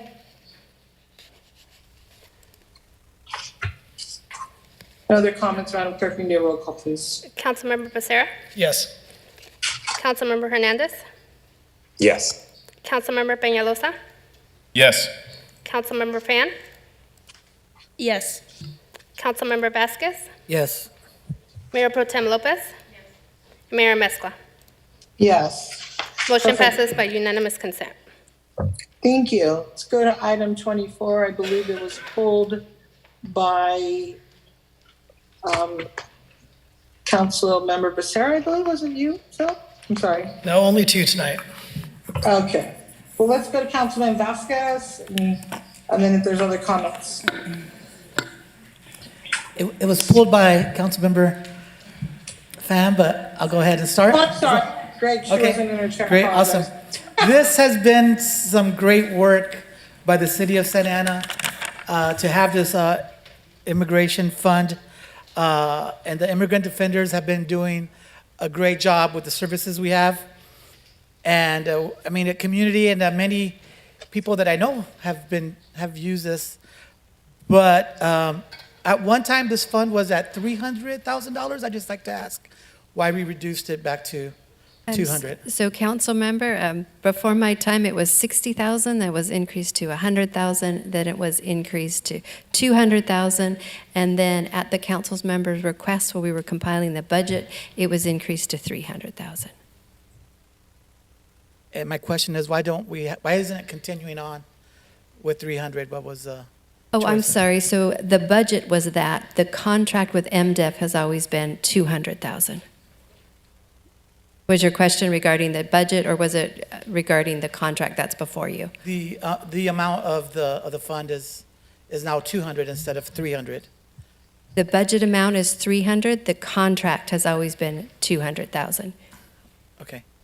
So what I'm proposing is the immigrant defenders have been doing a great job working with our families and personally, people I've known, but there's missing why we raised it at 300 at one time, and that was for the AAPI community, Sikh community. I have students who are Sikh who need the funds, Cambodian students I've had before, Vietnamese students, and there's a lack of service for that community. So I'm proposing that we open up an RFP to a new service provider that would focus on everybody else. The Latinx community, we're very grateful to the city of Santa Ana for the great job, but we're missing out on folks, including Arab community, who is not benefiting as most of Santa Ana has. So that's my proposal. And sir, I will ask Daniel Soto to go up to the mic because I think he can speak best to it. I believe those additional dollars haven't been programmed, so that is a possibility to do an RFP targeting those other groups. So if I may, Daniel, this is Councilmember Hernandez. I have a question, Councilmember Vasquez. I fully support inclusion and us being intentional with how these monies are used and making sure that everybody has a seat at the table. Is your proposal to use that remaining $100,000 balance that we have in our budget to open an RFP process for the public to apply for immigration defense? Yes, that's what I'm proposing. Is there a motion on the floor? No, at this time it's up for discussion, and Daniel is going to give a brief presentation. Okay. No. Is that your motion? I didn't hear a motion. Oh, that was, I said I proposed, so I started that. So you proposed a motion. Okay, if there's a motion on the floor, Councilmember Vasquez, please let us know. This is something that I'm supportive of. If there's a motion, I'd be That's my happy motion to- on the floor. I don't know what words besides propose. Point of order, Madam Mayor. I'm not sure who exactly has the floor right now, but I know Daniel's at the microphone to speak. Exactly. So thank you, Councilman Penaloza. Let's get through the presentation because I'm also a little confused on 400,000, 100,000. So Daniel, please go ahead. Thank you, Mayor. Good evening, Mayor and City Council and Councilmember Vasquez. To answer your question, the city has budgeted and unprogrammed $100,000 of funds for Immigration Legal Defense Fund that the city can certainly use and deploy through a competitive request for proposals process for additional services through a new provider. Perfect. So, go ahead, Ty. Go ahead. Daniel, question. So at this point, it's $400,000, and this is for 2 years, correct? Yes, Mayor, that's correct. So we're looking at $200,000 a year. Yes, Mayor, that's correct. And has there been any issues with the current Immigrant Defenders Law Center that we're aware of? Mayor, the city has been happy with the services provided by Immigrant Defenders Law Center. They've been meeting all of the terms of their agreement since we have engaged with them back in 2017 to present. Okay, perfect. That's what I wanted to know. And I just want to remind everybody, please, that if you want to speak, to let me know so I can acknowledge you. That way we're not speaking over each other, please. So thank you for answering my question that I have at this point, Daniel. If you'd like to speak, please let me know. Councilman Hernandez, I believe you wanted to say something? Yes, Madam Mayor. So Daniel, so with the 200,000 that we have allocated, the remaining balance is a $100,000 budget. So if that is the remaining balance, I am supportive of what Councilmember Vasquez is asking for, and ultimately it's for more inclusion and more equity when it comes to representation, and that's a good thing. So if there was a motion on the floor, I'd be happy to be the second to Councilmember Vasquez's motion. Councilmember Fan? Thank you, Mayor. So I remember very clearly when this item came forward because I believe I, as well as Councilmember Becerra, had raised some concerns about, well, not concerns, but IMDEF has done a great job. In fact, I know the founder of IMDEF. She went to USC Law, and so did I. So she's been just a really great supporter of this type of work.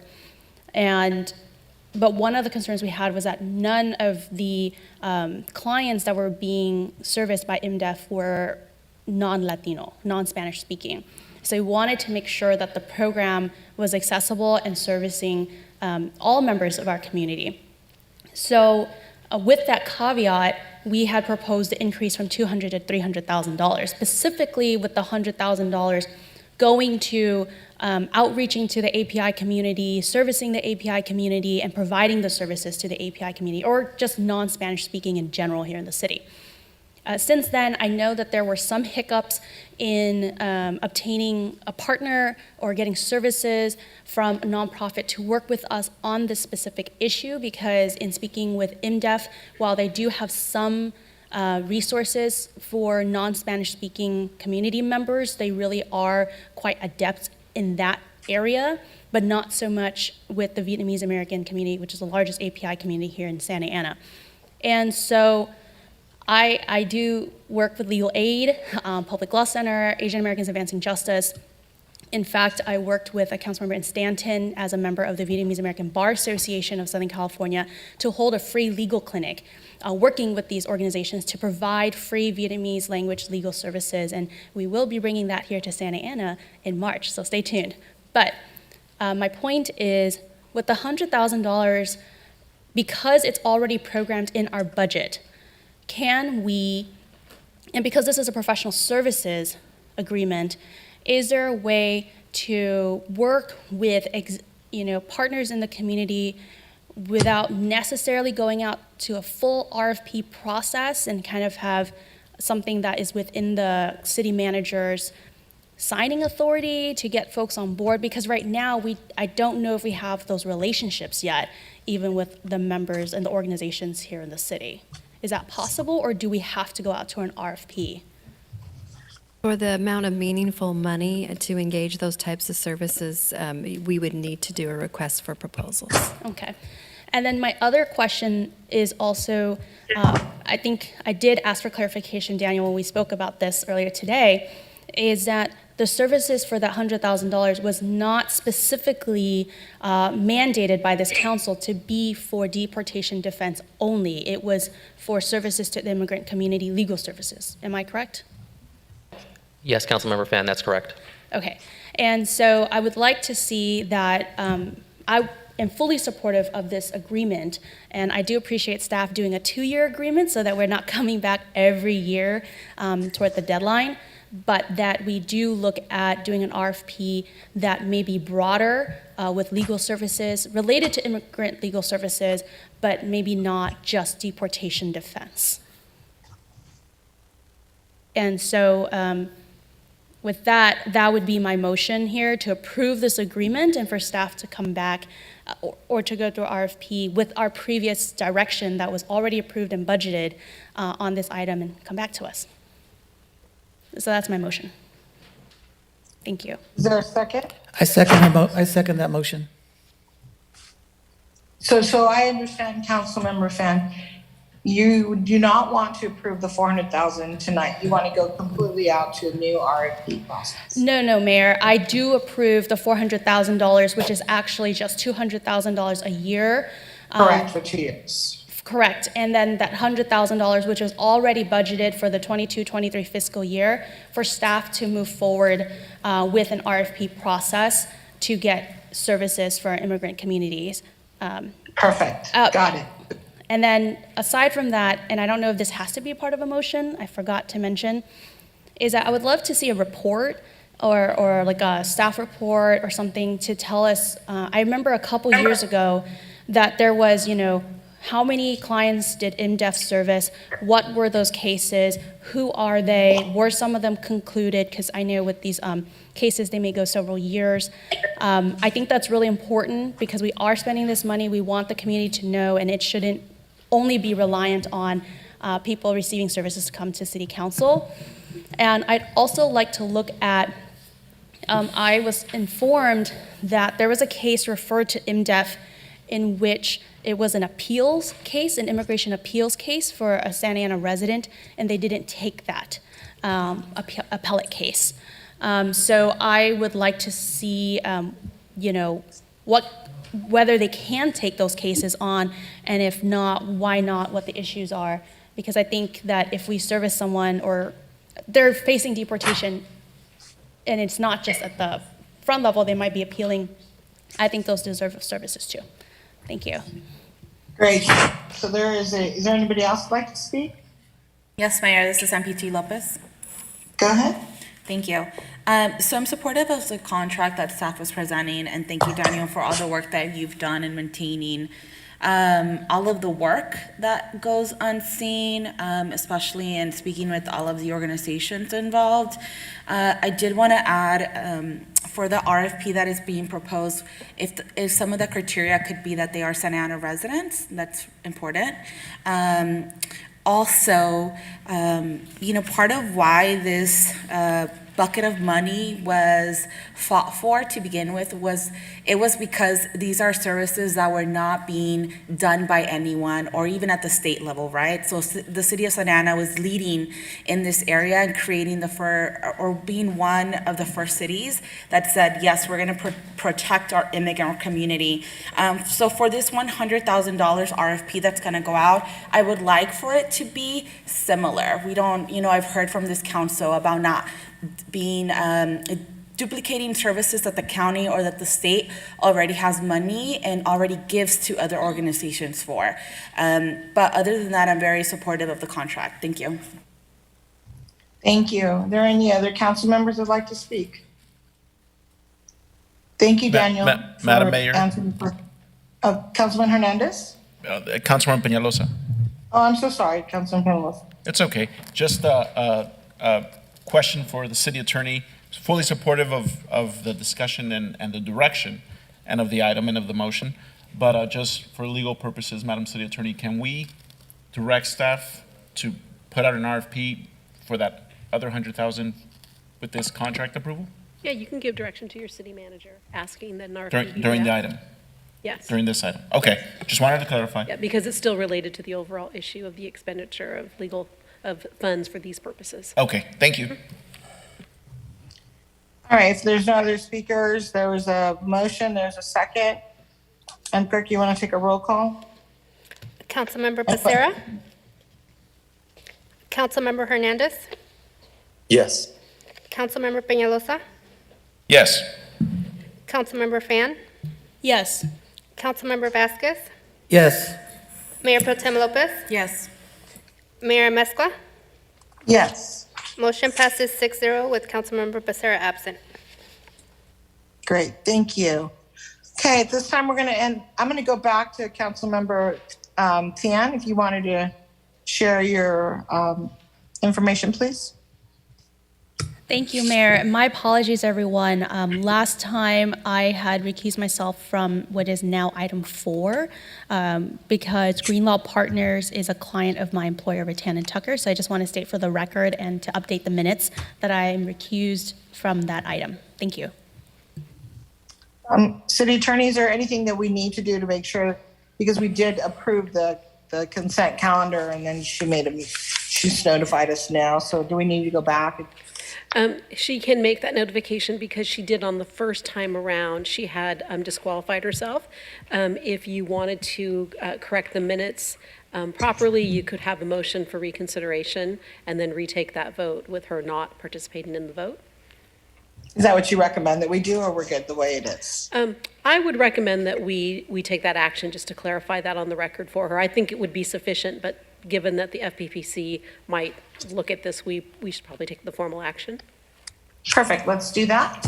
Let's make a motion, please. So I'll make a motion to reconsider item 4. Item number 4. I'll second. Okay. Madam Clerk, will you do a roll call, please? Councilmember Becerra, Councilmember Hernandez,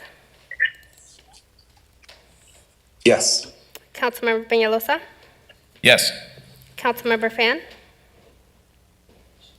Recused. Councilmember Vasquez. Yes. Mayor Pro Tem Lopez. Yes. Mayor Mescua. Yes.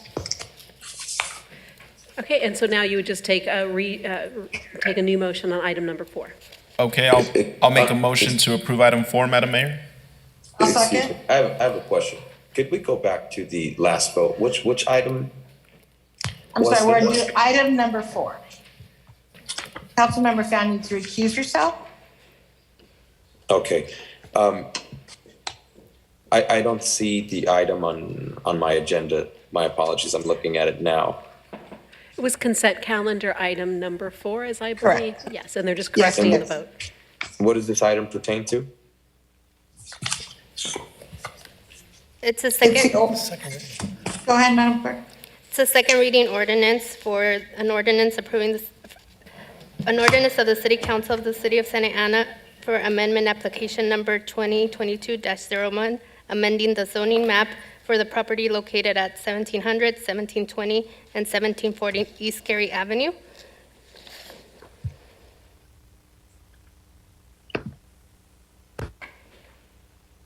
Okay. Councilmember Okay. Hernandez needs to recuse herself. Okay, I see. All right, well, I'm looking at the item now. If you can come back to me, that'll be perfect, thank you. So we voted, and so we need to vote again? Yes, Madam there's- Clerk, go ahead. I'm sorry, can I get the motion again? I apologize. I made a motion to approve item 4. Second. Go ahead. Councilmember Becerra, Yes. Councilmember Hernandez, Yes. Councilmember Peñalosa, Yes. Councilmember Vasquez. Yes. Councilmember, Mayor Pro Tem Lopez. Mayor Mescua. Yes. Motion passes 6-0 with Councilmember Fan recused. Perfect. Okay, we're going to go now to the business calendar. Item 29. Does any council member have any comments? City manager is looking for direction. And I believe, do we have a presentation on this? We do, Honorable Mayor. So Honorable Mayor and council members, we have a brief presentation. As you're aware, the ordinance has been established that forms a police oversight commission, and we've put together a pretty aggressive timeline, but there is some direction that we need, and then we wanted to share with you kind of our path forward on this item. So Daniel Soto from the City Manager's Office is ready to give that presentation when you're ready. We're ready. Thank you so much. Thank you, Christine. Good evening, Mayor and City Council. Tonight, we will go over a brief timeline on the next steps for implementing the city's Police Oversight Commission.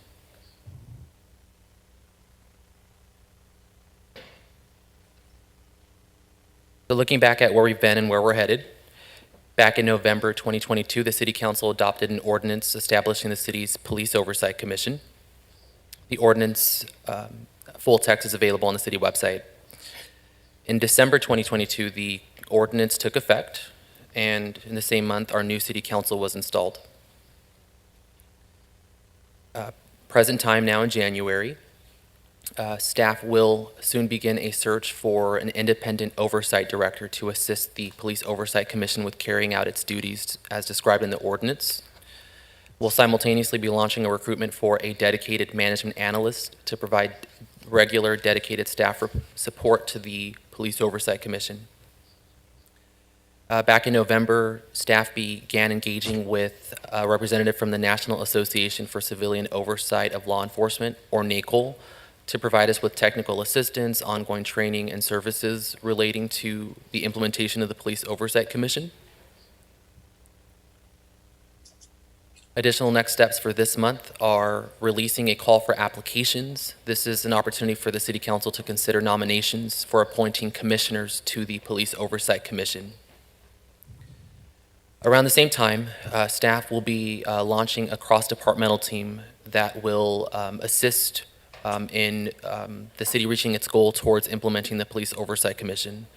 So for us, that means that we will have a Police Oversight Commission where all members of the commission are appointed and ready to have their first meeting. This means that each commissioner will have taken an oath, will have signed a confidentiality agreement, will have begun training, and will have been offered a ride-along. This also means that we will have employed a full-time dedicated management analyst for staff support, and that we will have engaged and selected an independent oversight director. Going forward, now is the opportunity, like I mentioned, for commissioners to be appointed, and we hope to do that by June 2023. During the same time period, we hope to have provided an opportunity for the Police Oversight Commission and the City Council to have selected or reviewed applicants for independent oversight director, and for the City Council to have selected one. And by July 2023, have a fully independent Police Oversight Commission that is operating. So next steps after tonight is to release a call for applications, and that's with the assistance of the City Clerk's office.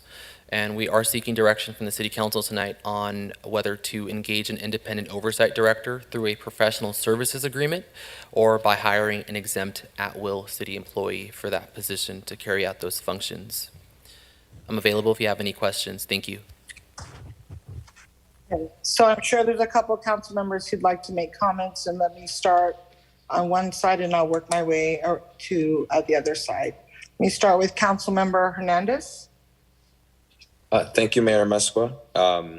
You can hand it off to my colleagues right now. I'll come back to comment. Perfect, thank you. Councilman Becerra. You can come back to me. Councilmember Fan. Thank you, Mayor. So when we talked about police oversight, one of the main issues that we wanted was the independence, right? To make sure that because of the limitations of our charter and because the commission itself cannot make hiring and firing decisions and cannot mandate any decision by the city manager, that this director would have the opportunity to conduct the investigations and all of that stuff. So I would like someone who is independent. I am worried about the at-will status of anyone who's independent. So the two options are an individual who is a professional services agreement or hiring an exempt at-will employee. So I'm not supportive of the idea of an exempt at-will employee. One of the issues that we had brought up was that we did not want that the mere change in feelings, politics, the atmosphere of the country, whatever the case might be, and that this person can come and go with changes of the season, for example. And so I think that it's important that this person has some protections, that they're not merely at will. I am interested in the professional services agreement, but I don't know how, I guess that would work either with not being at will, because I guess in my mind, if that they might be kind of a position that might be civil service or with some other protections to make sure that, they have some rights or, and whatnot. So it's a small provision within the charter that allows the city council to hire special independent investigators. So that's what we're using. It doesn't specify that it has to be an employee or a contractor. So if you had concerns about an at-will employee and wanted to go down the path of a professional services agreement, and you were worried about having some stability and complete independence for that individual to do their job, you could certainly enter into an agreement that's a fixed period of time that you couldn't terminate. You would at least get those services done. That's oftentimes done when cities used to engage in like a hearing officer. The hearing officer would get a fixed term, so he couldn't be, if someone didn't like his hearing decisions, they couldn't turn around and fire him the next day. So that is something you could consider if you went down the path for the professional services agreement. So, with a professional services agreement, those term out, right? Or you have to re-up them every so often. And again, that can be easy and quick, or it can take a long time, or just by virtue of delay, it becomes an unfunded position and no one approves a contract. And then arguably you can have no director. So is there a reason why we couldn't have a civil servant to do this position? Or I would love to know, I just don't understand. Yeah, I think in answering that question, it just is your charter. You cannot have it both ways. If you're going to have a civil servant, then under the charter, it must be your city manager 100% in charge. And if you're going to have the council use this special investigatory provision, which, is not as broad as I would like it to be to give you complete authority, but we tried to make these things work based on what your requests were, then this is what you're with. Now, you could do a professional services agreement that has an evergreen so that you don't have to actively up the contract. It automatically maybe say it renews every 6 months unless the city council gives notice that it's not going to renew. And, maybe you give the notice of renewal because, I don't know, that's enough time so that you're not responding to one bad decision or whatnot. So that may be one way to address your concern. Thank you so much, and that is super helpful. And I guess I would like to point out then for our future charter discussions potentially to fix that particular issue for this position specifically because it's part of the conversation we've had regarding police oversight. With that, I would, when reading the staff report, I didn't fully see the benefit of just hiring an at-will city employee versus a professional services agreement. I'm more familiar with a professional services agreement because that's what I have in my day job. And, you have your scope of work, the terms of your employment. It's pretty clear. We can, approve that. And so that's where I'm leaning.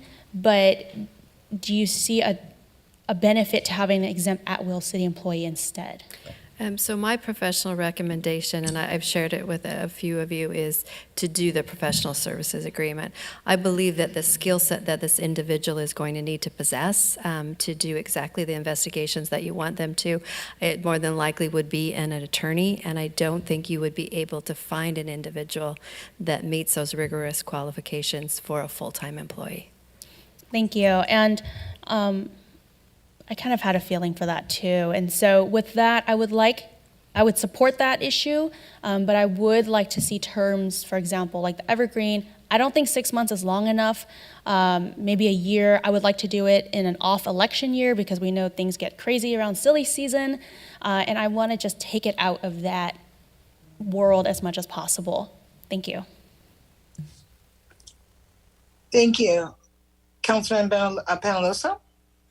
Thank you, Madam Mayor. I just wanted to echo what Councilmember Fan said. I'd like to see a staff come back with a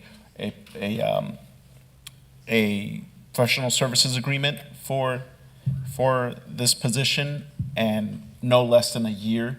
and look into that evergreen clause in that contract to avoid any monkey business with the independent oversight director, and start looking. And Daniel, I'm looking at you at the charter change languages that we will need for 2024, when we could potentially make this change and bring it to the voters so that they could decide what needs to be done. With that, I will, and I'm sure there's other people that want to speak, but I'll make a motion to approve the staff recommended action of having a preference of engaging in independent oversight director through professional services agreement. Great, thank you. And I will second your motion. Councilman Vasquez. I'm also for the independent public professional service agreement, but I'm gonna ask a question. How are we seeing to hire the person? Is that gonna go through staff, or are we gonna send it to the commission after we appoint him? Or folks have been asking for public, a public opening and having the public ask questions of the. Excellent question, Councilmember. So in the ordinance, it does provide that your commission has an opportunity, shall have the opportunity to interview at least your top 3, so whether that's a contractor or an employee. So there is a provision for involvement with your commissioners. Aside from that requirement in the ordinance, it is your decision. It is you that should be engaging and interviewing the individuals, which brings up a suggestion. You may want to consider forming an ad hoc to maybe to work closely with staff in the RFP process and the evaluation of the RFP, to help move the process along further and provide recommendations back to the full council. That's a way that you could go through the process, but it certainly is, the decision is yours. This is an individual that works directly for you. Great, so the question. Councilman Vasquez, is that it? Ty had a question. Can you speak louder into your microphone? I'll turn it on, actually. There you go. Yeah. So I'm for having a commission, or what did you name it? Independent contractor, a professional services. The ad hoc committee. Oh, ad hoc, yes, ad hoc As committee. we propose to push forward and have the public from the ad hoc come in and be part of the interview process, and then they'll bring him for approval to the council, right?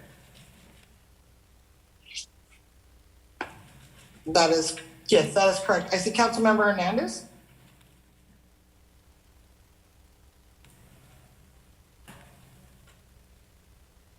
Councilmember Hernandez, did you want to speak? Yes, can you hear me now? Yes, thank you. Apologies. Thank you, Mayor Mesqua. I share very similar comments with my colleagues, Councilmember Fan and Councilmember Vasquez. Specifically, Councilmember Fan, when it comes to having a professional service agreement and for us to create clear guidelines and the terms and conditions. And it's important that we have the community be part of the implementation process for this commission. So I would like to see the public be involved. I think that when it comes to interviewing the oversight director, we can form an ad hoc committee that can do that and bring forth the 3 best candidates. And then the public can then see that process play out through the commission. So I would say that that's my direction. I don't have any questions at this moment. Okay, let me go back to Councilmember Becerra. Any comments? Thank you, Madam Mayor. Questions for Madam City Manager. So when we created the Police Oversight Commission, was that a unanimous vote? I believe it was unanimous, but we are checking for you. Do you know the answer? Well, I believe it was unanimous, but I just want to make sure. While he looks that up, is there a second? The other question I have is, are we aware of how many other police oversight commissions in California have either been dissolved once they've been created, or have had their powers reduced or watered down since they were created? We haven't compiled information recently, but in the beginning of this process, we provided a lot of informational reports to the council on other jurisdictions and the form of police oversights that they did have in place. And from that information, I just, in case it escaped my mind, I don't remember, one, anybody opposed to a police oversight commission up here. Two, I don't remember, or unless there's something that has just happened more recently since staff has provided that voluminous information, that there's been any major watering down or dissolution of any of these police oversight commissions. And I say that because I think there's been this expressed concern that, I keep hearing like, well, if the political winds change or something changes. You have a council that's pretty darn diverse, and we all actually agree on police oversight. And I would say even as we get into the nuts and bolts of it, I'll tell you right now, I also support the idea of the professional service agreement for the independent oversight director. From the discussions my colleagues have had with staff as far as when it comes to what we can do with the charter that we have today and what we can legally do and what makes the most sense, I concur with all my colleagues. So I just, as I hear people, come and comment and they submit their comments to us, there is a consistent desire to have police oversight in Santa Ana. And so I would just want to assure folks that, this idea of winds, political winds changing, the beautiful thing about our democracy is we up here on the dais are a product of what you voted for, who you wanted up here to represent you in this representative democracy. And you have 7 of us up here that are saying we support police oversight. So I just hope that as we continue forward with this process, it's not about a matter of, oh my gosh, what do we do because somebody's going to come in and try to wipe it all out. There isn't precedent for it, and it's not something that is likely to happen. So I would just say, let's focus on the task at hand. Let's make sure that we have a commission that best serves our community, that provides the best oversight of our police to make sure that they continue to be a good police force, and that hopefully that they'll even improve with that. So those are my comments for now. Thank you, Madam Mayor. Sir, I can confirm you are absolutely correct. First reading and second reading unanimous votes. Thank you for that. Mayor Pro Tem, you have any comments? I have a few, so just, Yes, do you have any? I've been patiently waiting. Thank you.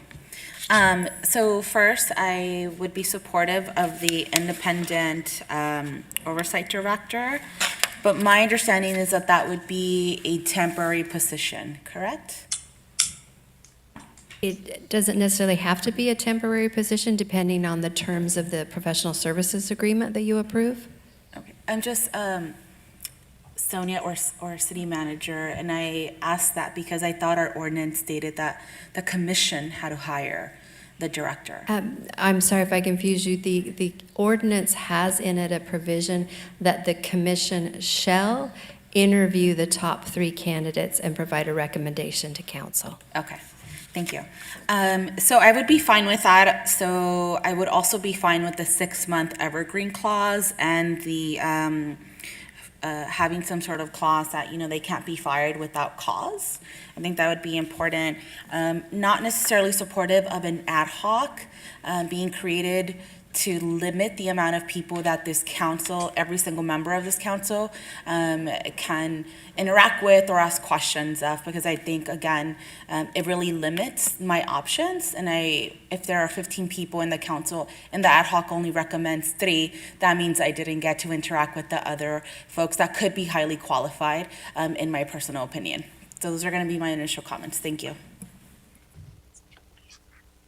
Thank you. So, Madam City Manager, I want to go back really quick, just so I wasn't here when you guys were doing this, but I watched, and thank you for updating us that everybody was in support of the police oversight on both occasions, and I am as well. So I am going to support the professional service agreement.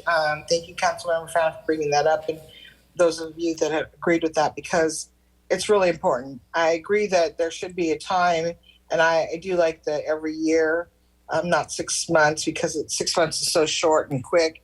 Every year works for me, because, time goes by very fast, and especially in the beginning, we're going to be having commissioners come on board, things are going to be moving, and then a year is going to pass, and everybody's going to be like, wow, where did it go? And then we got to do a contract all over again. So I'm supportive of a year. And then the committee, the commissioners. So if I hear you correctly, Daniel, you'll be putting out, once you get direction tonight, you'll be putting out the applications for the commissioners to apply. Is that correct? Yes, If Mayor. that's the direction the council gives you. Yes, Mayor, that's correct. An application will be available on the city website, and individuals can contact the city clerk's office for more information on the application process. Great, thank you. And then City Manager, can I also get the previous reports that you gave to the council and mayor about the police oversight commissions in California? Absolutely. Perfect, thank you, so that I can read and get caught up on those. And I don't know if Councilman Vasquez needs those as well. I'm sure he'll let us know. So I'm fully in support of the professional service agreement with the 1-year contract. You are correct, City Manager. I could not agree with you more. You know, I'm also thinking it's going to be an attorney, somebody who has expertise in the area of POBAR, and you know, the laws for peace officers are very, very. It's truly an expertise that you need to have so that we don't end up getting sued or stepping on ourselves, and then end up with a bigger problem. And so, and I also agree that the council should and the mayor should have the ability to interview the top 3 candidates. So I'm going to support that as well. So I believe there was a couple, I think Councilmember Fan, did you make a motion in the beginning? Madam Clerk, can you clarify that? We don't need a motion for this item. It's You just need information. direction. Correct. So it sounds like you have them, Madam City Manager? Do you have the clear direction? I believe I do. If I can just summarize to make sure I have it accurately. Please. I have full support for going with an independent oversight director that is a professional services agreement and a lot of input on the terms. So what we will do with that item is we'll return back to this council to have you approve the RFP that will have a sample agreement attached to it. And on the information regarding ad hoc or not ad hoc, I don't believe there was a majority for the ad hoc, unless I retract my comments on the ad hoc. I thought that there was a comment there, just was mentioning it as a reference, but we're okay without the ad hoc. Okay. And Mayor, I don't believe there was a majority on the ad hoc. Right, correct, I agree with you. Okay, so then you're good with the direction from the councilman? Yes, thank you. May I ask another question? Yeah. So right now, we're going to go out, share the applications regarding the commission, correct? Yes, that's correct. Awesome. So everybody interested in the Police Oversight Commission, please apply. And with that, while that is pending, we will also be developing the RFP, which then the council will approve. And in the meantime, this whole council can interview a number of individuals who may qualify, then seat the commission, who will then review the top 3 candidates, for example. I just don't want to delay anything, while we're going through that process. You're correct. We envision, when we found the provision about the commission interviewing 3, shall interview 3, we said we have to do it concurrently, so we keep both things moving. Perfect. And the only other, nope, I think that's it. Thank you. Madam Mayor? Madam City Manager, just for clarification purposes, I want to make sure I got it correct from watching the city council meetings previously. There could be 1 retired law enforcement officer, but there must be a 5-year time. He or she must have been retired for 5 years. Is that correct? You are correct. Perfect. Okay, that's all the questions. Councilman Penaloza, did you have a question, comment? No, Madam Mayor, that's it. All right, perfect. If nobody else has any comments, we can go to, we're going to end the business calendar and go to public hearings. Before hearing the public hearing item 30, Madam Clerk, please provide instructions to the public who would like to make a comment on this public hearing item only. Members of the public joining us by way of Zoom or conference call and would like to make a comment for only public hearing item number 30, please dial *9 from your phone or select raise hand from Zoom now.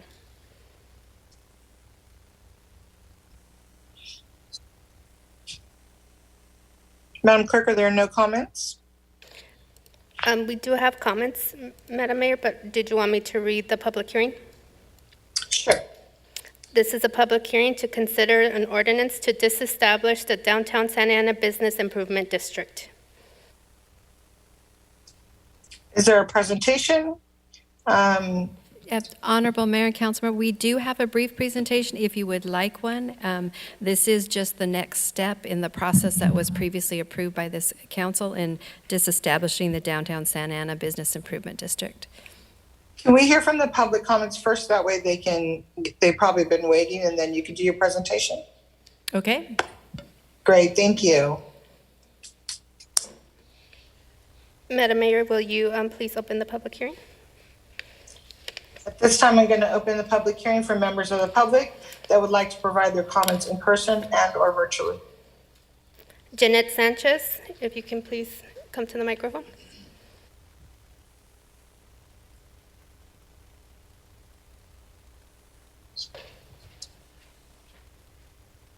Thank you. Hello, on behalf of Latino Merchant Group in downtown Santa Ana, I would like to congratulate our new mayor and council member.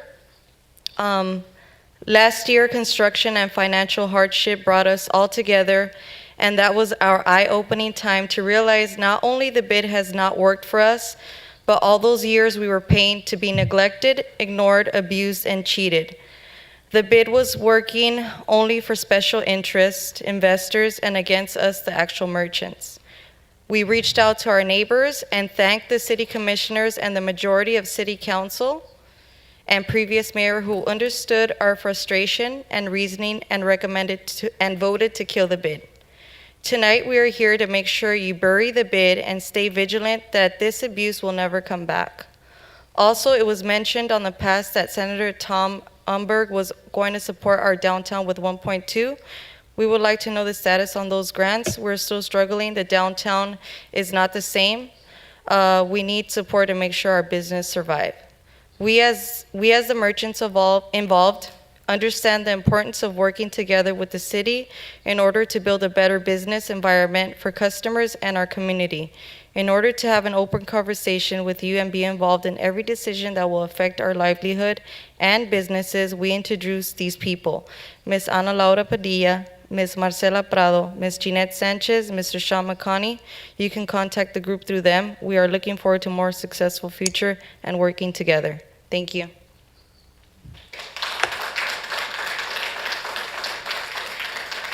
We do have one speaker on Zoom, but before meeting the caller, I would like to report out that we did receive one comment via email from an organization in support of disestablishing the bid.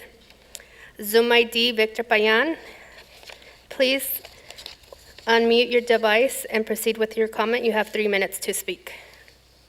Hello, Mayor and City Council. Hope you can all hear me. I am a resident of the East Side, an arts leader, and I have worked in the downtown and with organizations in the downtown. And I am calling in to express my support for the disestablishment of the bid. There have been complaints for several years, from the beginning of the bid, actually. And I'm really excited that the city listened to the merchants. And it's important to take the time to come up with something better, to learn about new best practices, look at what they're doing in San Diego's Barrio Logan, for example, with a maintenance assessment district and MAD. And important also because not to listen to the scare tactics, the backroom poison, the movidas, threats, bluffs, and corruption that we've seen with Downtown Inc. in the previous bid, and really take this opportunity to stand up for the residents, the merchants that built downtown, that are the backbone of this community and the tax base, and really listen to what they need. This is a golden opportunity to create something better. I know, working with this new merchant association, working with residents, we can create something better together. So just saying, support the disestablishment of the bid. It's long time coming, long overdue, and Santa Ana deserves better. Thank you. Madam Mayor, we do not have any more speakers. Right, thank you. Okay, presentation, please.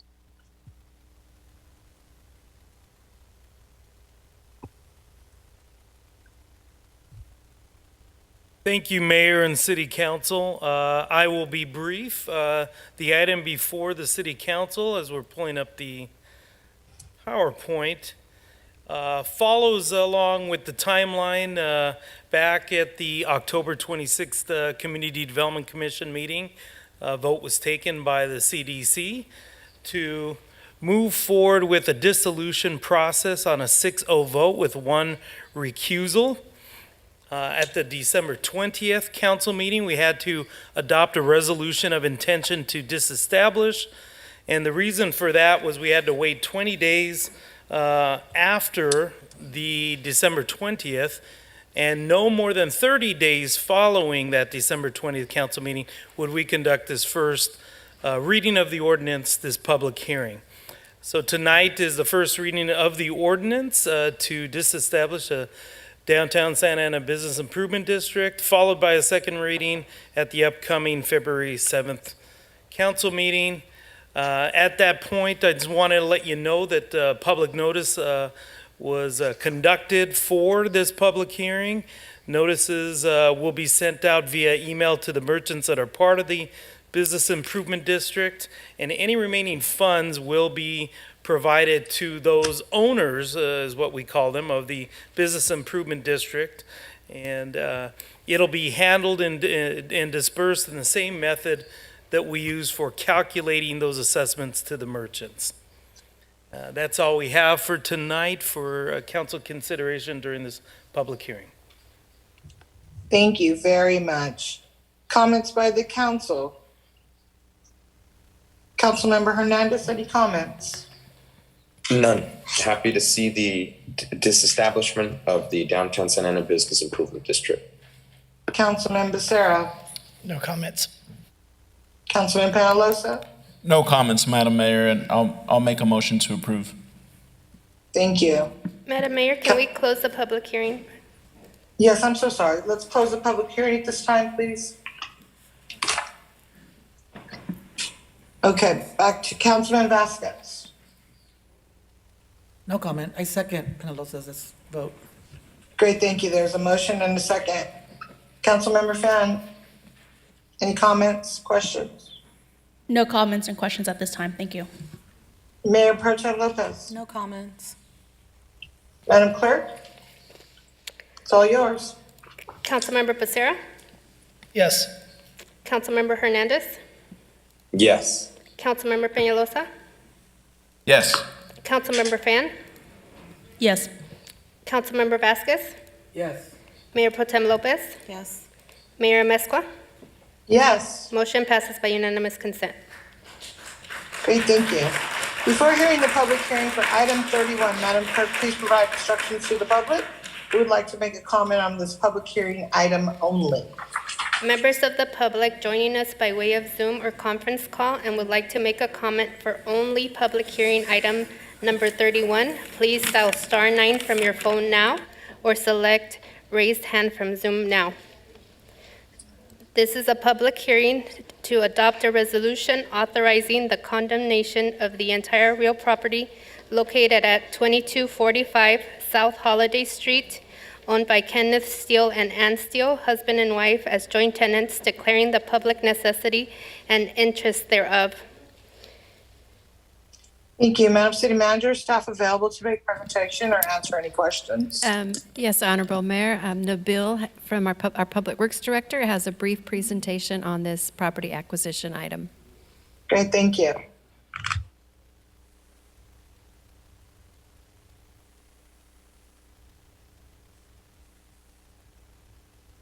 We're attempting to load the presentation right now, Mayor. Okay. No, this is, oh wait, is this?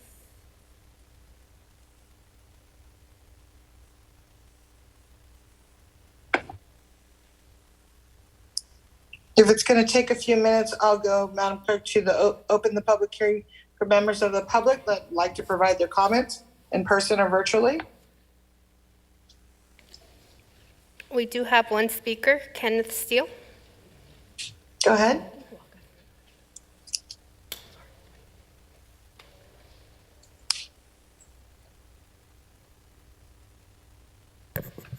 Good evening. My name is Kenneth Steele. I'm here representing myself and my wife, Anna Steele, also my business entity, World Properties LP, California Limited Partnership. I wanted to raise my objection to the taking of the property. It's not really an objection to the idea that the street needs to be widened, because I agree with that, and it's not really an objection that would prevent them from taking the property for the purpose of the street widening. It's just that there's a 20-foot piece of the property across the rear that's encumbered by a lease, and want to have the city take all but that rear 20 feet. It would be, firstly, I object to the city to take the full above reference property as opposed to a parcel acquisition, which we would support for in just compensation. Based on the city's street widening development plans, it does not appear that the rear 20 feet of the lot are required or planned to be used for the project. On the rear 20 feet and across the full width of the lot, there is an existing lease agreement with World Properties for the duration of 99 years with more than 90 years remaining. A partial acquisition would be a better option, as it would not disturb my existing lease agreement that is recorded on the title of the property. If a full acquisition of the property is preferred, then I'm just requesting to be compensated for the value of that lease. Secondly, the city of Santa Ana has caused us to suffer a loss of $82,500 in rental income for the last 25 months due to the fact that in December 2020, the city paid our tenant to leave the property and relocate in preparation for the city's imminent acquisition of the property. At the time, we were informed that any loss of rent would be considered and added to the purchase price of our property when sold to the city, so we can be reimbursed for the rental loss. As a result, we were unable to offer the property for long-term rental. And since there was an uncertainty to when the city would take over the property, we were unable to rent it. And it remained vacant for the last 2 years, over 2 years. Thirdly, the city of Santa Ana has not provided fair compensation for the highest and best use of the property. I have made an effort in good faith to negotiate with the city's relocation company to sell the property to the city. Their most recent offer of $530,000 on November 15, 22 was less than their previous offers. My last counteroffer to them was in the range of $740,000, which I noticed is a similar price to what Thank you, Speaker. Your time is up. the city is paying for the neighbor's property at 909 East Warner, according to your consent calendar today, item 19, for a similar property located your one time is parcel up. away. See attached exhibits. Mr. You can see Steele, my thank exhibits. you, Mr. Steele. Your time is up. Thank you. Madam City Manager, your presentation. Good evening, Mayor, Mayor Pro Tem, members of the City Council. Please give me a minute to launch the presentation. Nabil Saba, Director of Public Works Agency.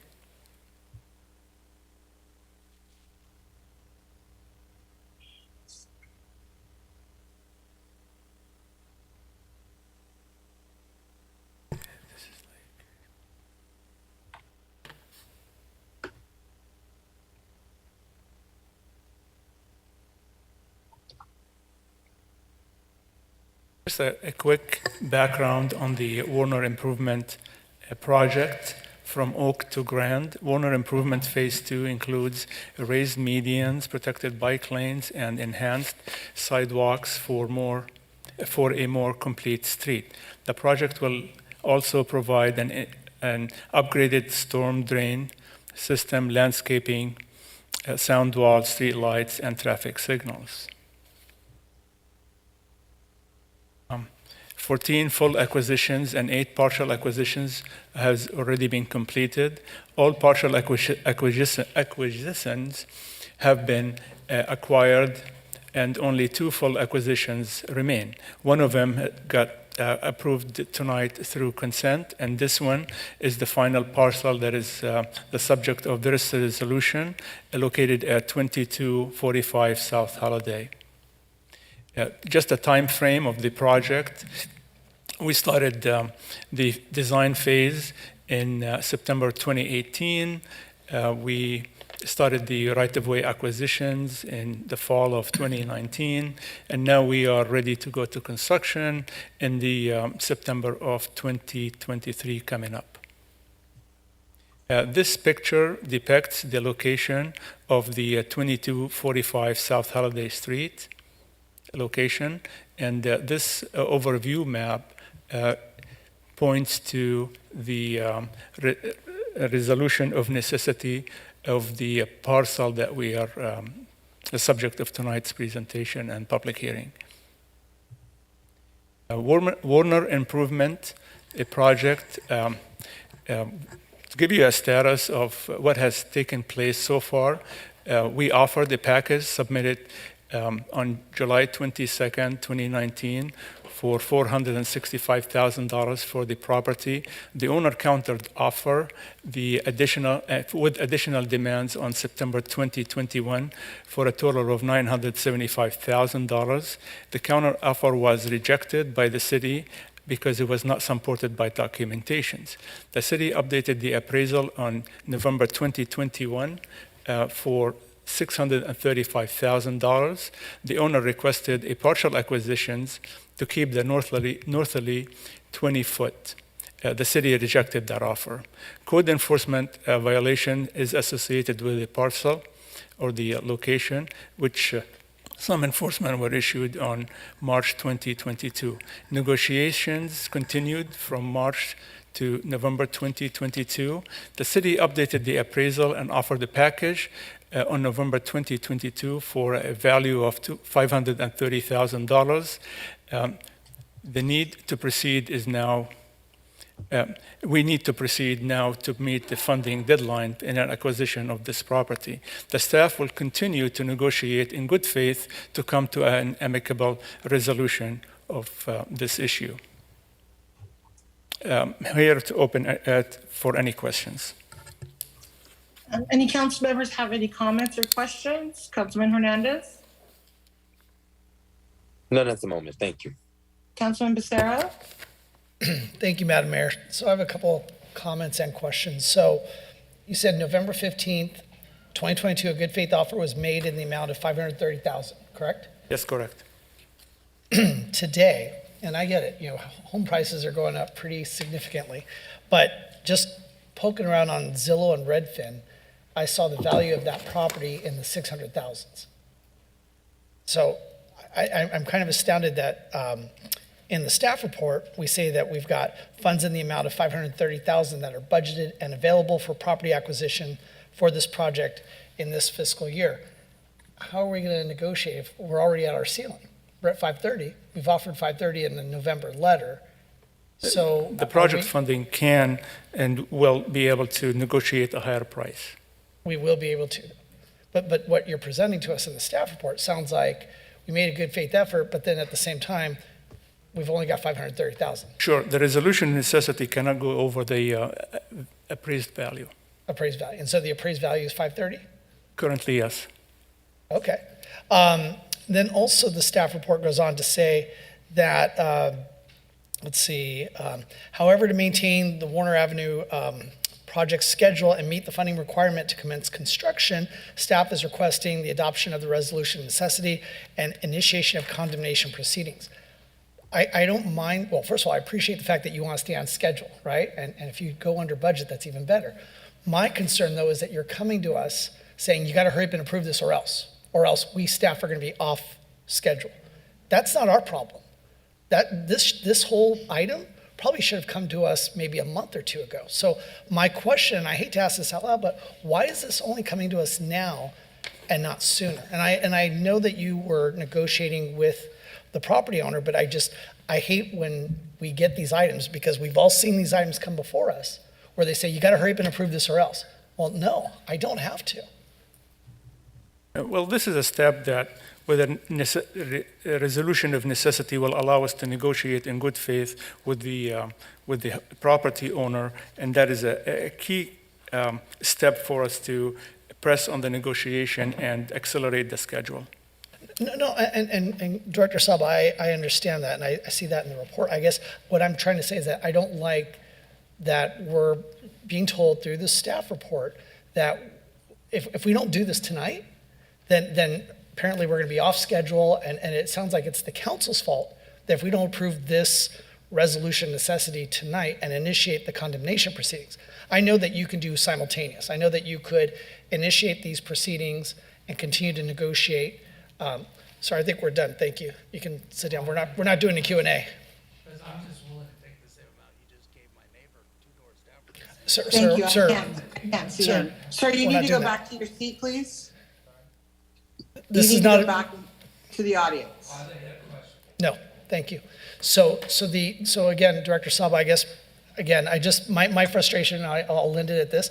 I just don't like these ideas or these items coming to us. And it sounds like if we don't do something, then we, the council, have messed up here.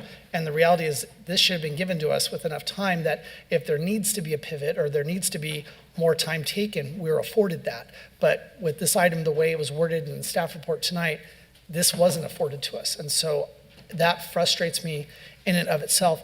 My only question, and this is for staff, not for you, for staff, there are no tenants on the site right now, correct? There is no tenants on the site right now. So there's no need to relocate anybody at this point. So this would be purely for offering the property owner, whoever that is, because from what I understand the staff report, that in itself needs to be confirmed, but that once something is confirmed and agreed upon, it is only for the value of the property, not for any additional costs. That's correct. Okay, thank you. Thank you. Councilmember Pham, excuse me. Thank you. Nabil, Director Saba, will you please clarify, the property owner mentioned that they had a higher quote estimate. Was that done via a professional appraisal? Yes. So they had a the city used a professional appraiser, so they also had a professional appraisal that disagreed. The property got appraised twice, I believe. By the city or by the one property by owner? the city and one by the property owner. Okay. And so, because what I'm seeing is initially we did offer a higher price That's correct. when the market was hot, right? That's correct. And what we do know at this time is the market is going down. It's gone down from the height of the buying craze in 2021, I think.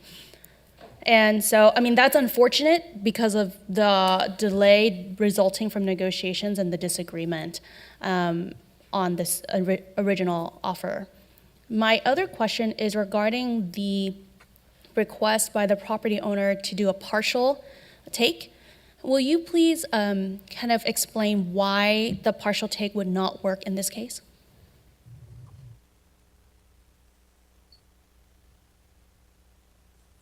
Give me 1 second, please. Mm-hmm.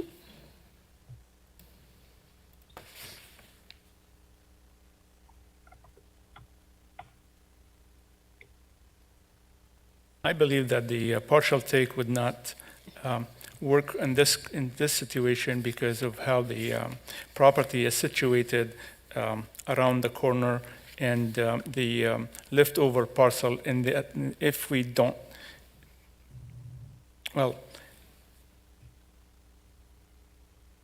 the staff decided, or our engineers, that a full take in this property is appropriate. In addition to what we have done in the past for neighboring properties next to that one. And Councilmember Pham, do you mind if I interject here? Director Nabil, can you put the slide back up showing the street, please?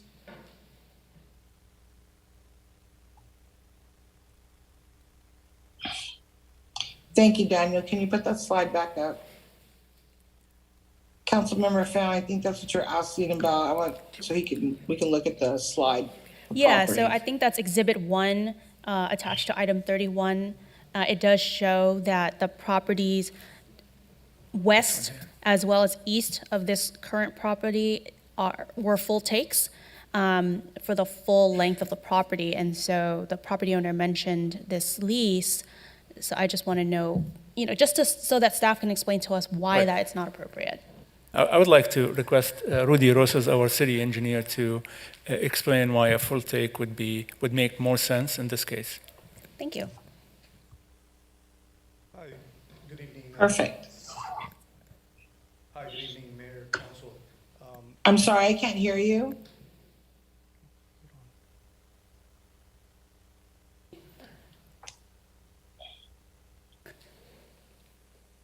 I think there we go. There we go. Good evening, Mayor and Council. So to answer the two outstanding questions, one is the full take is needed not just for the expansion of the street and where the new sidewalks and curb and gutter and all that's going to be, but also as part of this project and what's envisioned with the leftover slivers of land, as we might have experienced on Bristol and some of these other widenings, is here on Warner, there's a planned trail and walkway to come after the street widening to kind of tie into the Delhi Park. So there's a plan to use the sliver outside of what the street right away will be for beneficial uses for trail park forthcoming. To what we understand, the property owner is requesting that 20 feet is for the communications lease that, as he explained, he has a communications company to which he has leased back to himself 20 feet of space back there for purposes that we're not fully sure. I can only endeavor to guess what that communications portion back there he's intending use for, but we would recommend the full right-of-way take as we have with the adjacent properties. Thank you. And then, regarding the tenant that used to be on here, I'm glad we paid for relocation of the tenant, as we should. Was there anything, maybe this is for Madam City Attorney, after the city paid the tenant to relocate, was there anything legally preventing the property owner from renting out their property to new tenants on a month-to-month basis? Yes, Councilman, I'm going to have Mr. Funk answer that question. He's been assisting Public Works with the acquisition process. Councilmember Fan, in response to your question, oftentimes the city and a property owner like this will enter an agreement called a loss of rents agreement, so that to guarantee that the property owner does not rent out the property again during the pendency of the acquisition. Here, my understanding is that there was no loss of rents agreement entered into by the city and the property owner, so there wouldn't have been anything legally preventing the property owner from renting out the property again. Okay, so no loss of rent agreement. My understanding is no, but certainly staff can confirm that, but I do not believe there was any loss of rents agreement entered into in this case. There was no loss of rent agreement, or after he was able to rent if he needed to rent it, but that was not intended. Got it. So I know we had a lot of explanation. The answer is legally no. The property owner had nothing legally preventing them from renting out to new tenants on a month-to-month basis. That's correct. Thank you. Okay,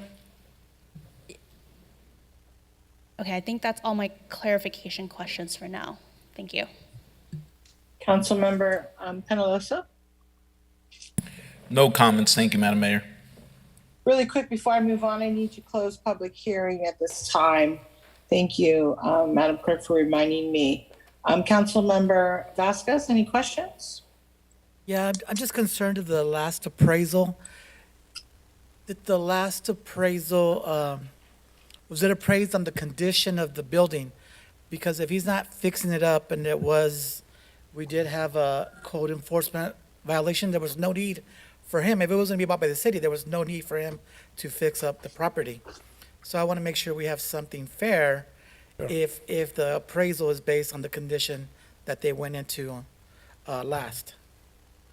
Sure. The last appraisal was based on declining residential market and based on what is permitted on site, which is 2 bedrooms and 2 bathrooms.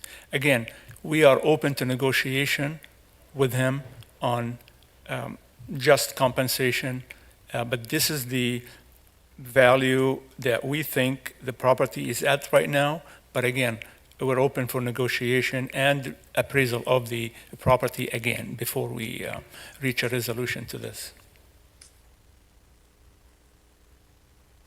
That was it. That's it, Councilmember Vasquez? Yeah, that was it. Okay, great. I have a question. Nabil, thank you. And thank you, Mr. Vasquez, Councilmember Vasquez, for asking that question. So, Zillow, Redfin, as Councilmember Becerra was talking about. However, I look at property pretty regularly. And so in Santa Ana, similar 2-bedroom, 2-bathroom, you can find them for $600,000. I mean, I find it very difficult to find homes, 2-bedroom, 2-bathroom, or even 2-bedroom, 1-bathroom for under $600,000. So you have said multiple times you're still in negotiation, and I'm hoping that we can come to a better resolution than the 530, because that property could probably sell, even though it's probably, I don't know what kind of condition it is, but it's probably not up to code, but it could sell for probably about $600,000. So I'm sure you'll let us know what you end up doing. So you're going to do enhanced sidewalks that area, protected bike lanes, a couple other. Can you go back to the slide where you were talking about what you're going to do in that area, please? Sure. Give me 1 second, please.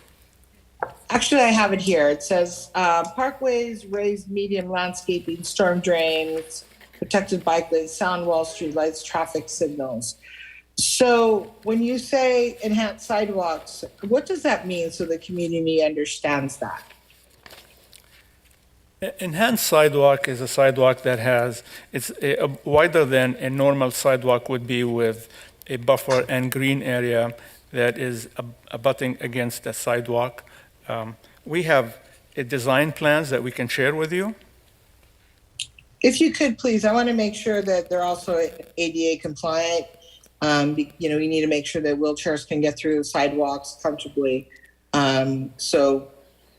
We don't have to go out and measure them, that you'll be looking into that and ensuring that that is in place. You don't plan on putting any of those bulbs that you have on Main Street on that street, do you? Not in this situation. So all along that area, there is no plan for the bulbs that are on Main Street? No. Okay. And when you say protected bike lanes, what does that mean for the community? A protected bike lane is a dedicated lane for bikes that is typically be protected by a curb or some type of a concrete structure that separates the traffic from the bikes. So, and I'm glad you brought that up. I just want to make a comment. With all of the rain that we've had, we have other areas in our city that have protected bike lanes exactly the way you're describing them. And they were completely full of water. And I don't know how anybody, even though people they still had to go to work, and some of them were riding their bikes in the rain. I want to make sure that when I am driving around the city, or anybody is really, that we don't see them flooded with those protected bike lanes. So I'm hoping that we will not see that when you're doing this type of construction. In particular, this project has a storm drain upgrade design included in it, and the hope is those type of floodings during a storm will be reduced. Okay, perfect. Okay, are there any other comments? Madam Mayor? Yes. Thank you.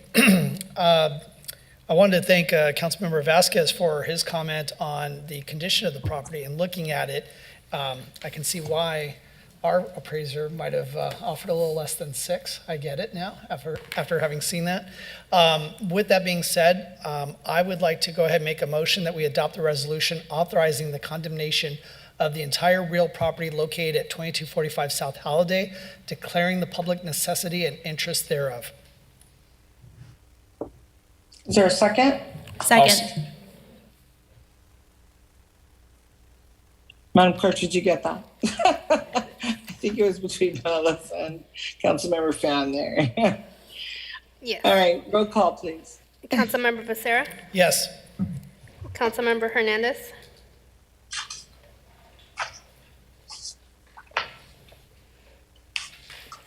Councilmember Hernandez,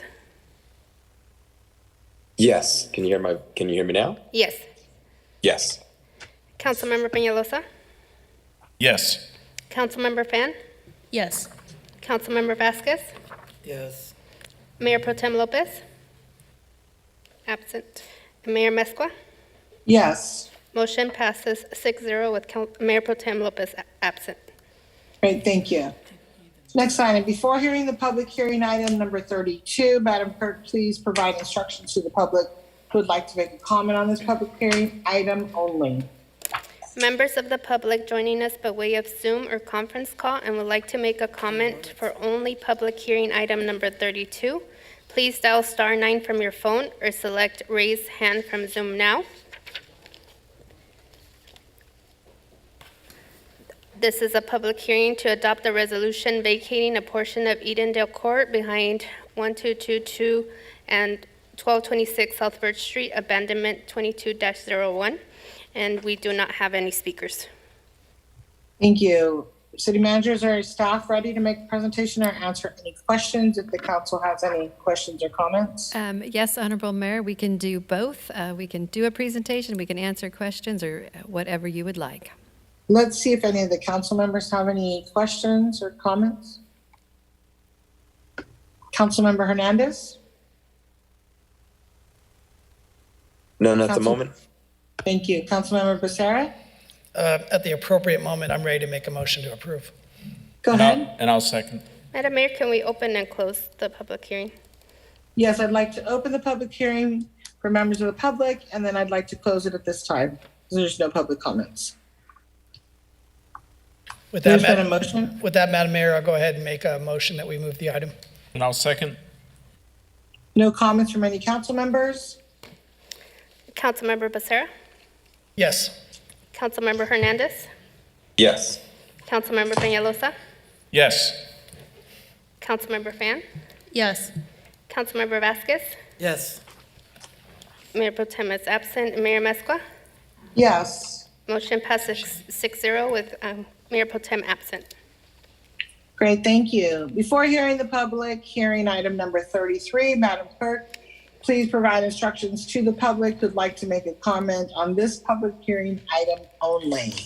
Members of the public joining us by way of Zoom or conference call and would like to make a comment for only public hearing item number 33, please dial *9 from your phone or select raise hand from Zoom now.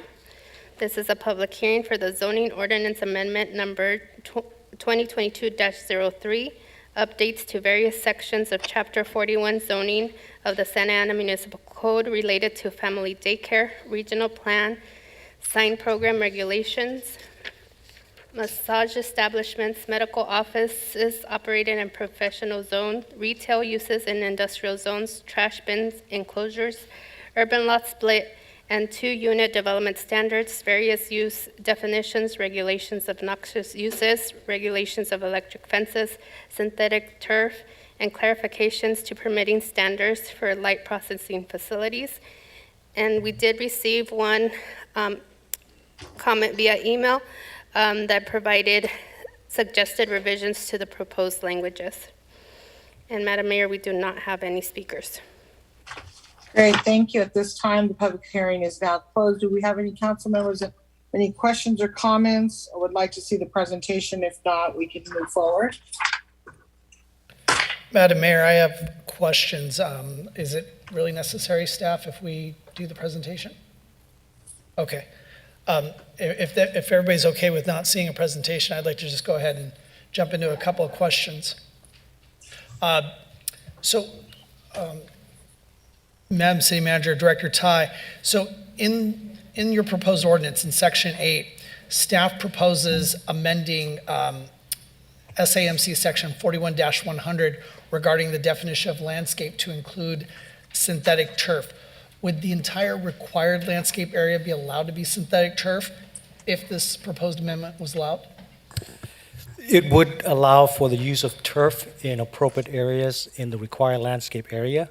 That could include a higher percentage of turf, but there will still be a requirement for live and natural material to be a part of that turf. So the ground cover could be turf, but what we would need to look at is trees, shrubs, and other considerations.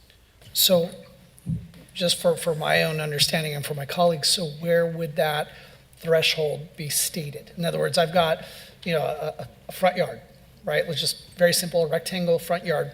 So what percentage of that would be the synthetic turf ground cover versus live foliage? So as with the current regulations, the whole front yard could be landscape for ground cover with turf. Okay. Turf now could include synthetic turf. In addition to turf, there are additional requirements relating to shrubs, trees, and other live plant material beside the ground cover. So that will be the portion that we're not exempting through this process, only the turf coverage. And the percentage of the turf versus? It could go up to 100% of the ground cover, but doesn't mean it's 100% of the area because it will be filled with other plant materials. So what I'm saying, so of that, again, using that rectangle, so what's our current requirement for minimum non-turf, I think it's 50%, but this could Okay. go up to 100%. It could do what? It could go up to all of the front yard, but it needs to include other planting materials. That's what I mean. So in other words, what I'm trying to establish is that whole rectangle in the front yard isn't just going to be, wiped out all the trees, wiped out all the foliage, and it's just going to be AstroTurf. It's not going to look like the Houston Astrodome. No. Okay, perfect. Thank you. That's where I was trying to arrive at there. So in section 11 of the proposed ordinance, I want to remove the phrase "as modified from time to time." I know you're referencing state law, and we know there are folks that are very busy up north, and they tend to like to modify things. But I think that if it's something that is a significant enough amendment from our friends in Sacramento, I'd like us to consider it before we just say it's okay and rubber stamp it. Let's see. In section 35 of the proposed ordinance, signage is a very sensitive issue. And I know that when we went through the process of creating the regional plan sign programs, there was definitely a lot of discussion on that. As much as I have faith in you, Director Ty, I don't like the idea of just saying that any facility determined by the director could qualify for this under the definition for regional institution. So I'd like to go ahead and strike out after the words "or any other facility determined." Just strike that completely. So let's just keep it to what you've already, I think, done a good job laying out in that definition. And then regarding massage at this point, so in your definition for chair massage service, one thing I just wanted to confirm, I think from what you've put in the ordinance, it's clear, but I just want to confirm it. So when we talk about these facilities, right? Now, in this particular definition, this is one where the customer's clothing is all, remains on, nothing comes off. But I just want to make sure, though, that these particular services are not done in an enclosed room. Like, there's no way to take this and say, well, there's a communal public space, but you can go into private rooms.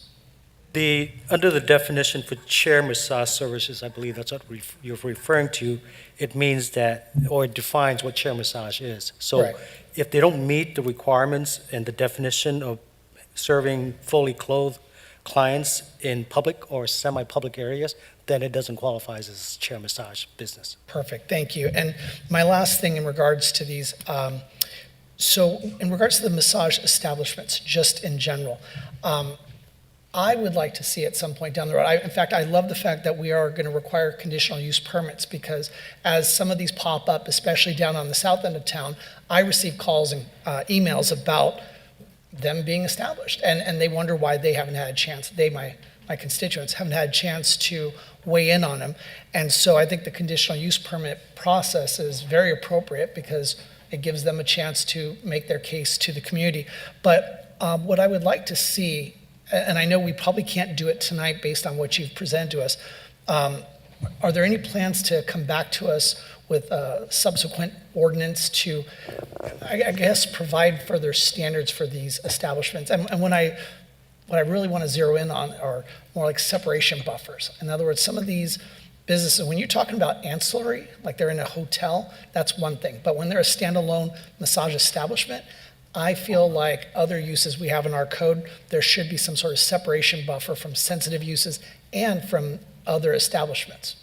Thank you, council members. So tonight's action will enable us to have an immediate mechanism to at least start regulating these land uses through a conditional use permit process. It is staff's intent that at the conclusion of this process, we will bring back to the council a robust and a comprehensive update to our massage regulations. Okay. That could include elements that you inquire about relating distance, separation requirements, things like that. But today, we're just asking for the ability to do a conditional use permit. In order to add the additional requirements, we need to really complete a full analysis and come up with the backup findings to justify what we're proposing and support it. And I appreciate you saying that. I don't think that's something that the council should have to try to create from the dais. I think we would really like to have your assistance in putting something together. So rough timeline, very rough timeline, how far out do you think that'll be before we see a draft of something like that come back to us? Our plan was to, we already started on some of the work already. Our goal is to get it sometime in this fiscal year, if not earlier, by mid-fiscal year. Okay, perfect. You and your staff did a great job on this. I really appreciate it. And I mean, I think I shared with you earlier, there was quite a bit of material in here to go over, but I think that, you did a great job of presenting it in a succinct manner, and I really appreciate what you've done. And, Madam Mayor, when the time comes, I'd like to move the item with the amendments that I discussed in my comments. Perfect, thank you. Councilmember Fan?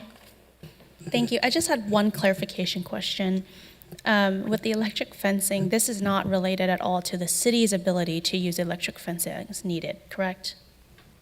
That is correct. This is on private properties.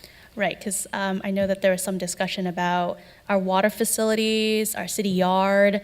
There's been a lot of issues, and if there needs to be some council action, let us know to bring that back, because those are taxpayer dollars that we're trying to protect, and it's costing us a lot of money. But otherwise, thank you. Councilmember Penalosa?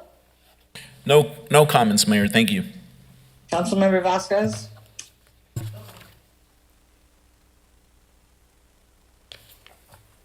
Councilmember Vasquez? Oh, no comment. Mayor Pro Tem Lopez? No comment. Great, thank you. I have no comment. Mayor, I'm sorry to interrupt, but before you request for motion, I want to acknowledge that we did receive a public comment that came in today from Mr. Del Helvig. We did review the comments, and we found that the suggestion made some sense, and we are making some clarifications. Those clarifications has been delivered to the city clerk as well as on the dais for your review.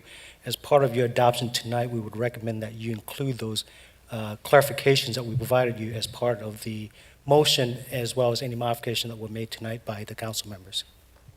So I'm not there, so I did not see them. Did you left them on the dais with everybody? I apologize. Yes, that's correct, but we will email it to you ASAP.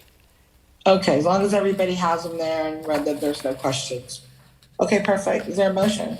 Madam Mayor, I'll go ahead and move the item with the items that Mr. Helvig presented to us, and then my amendment to, let's see, what would that be?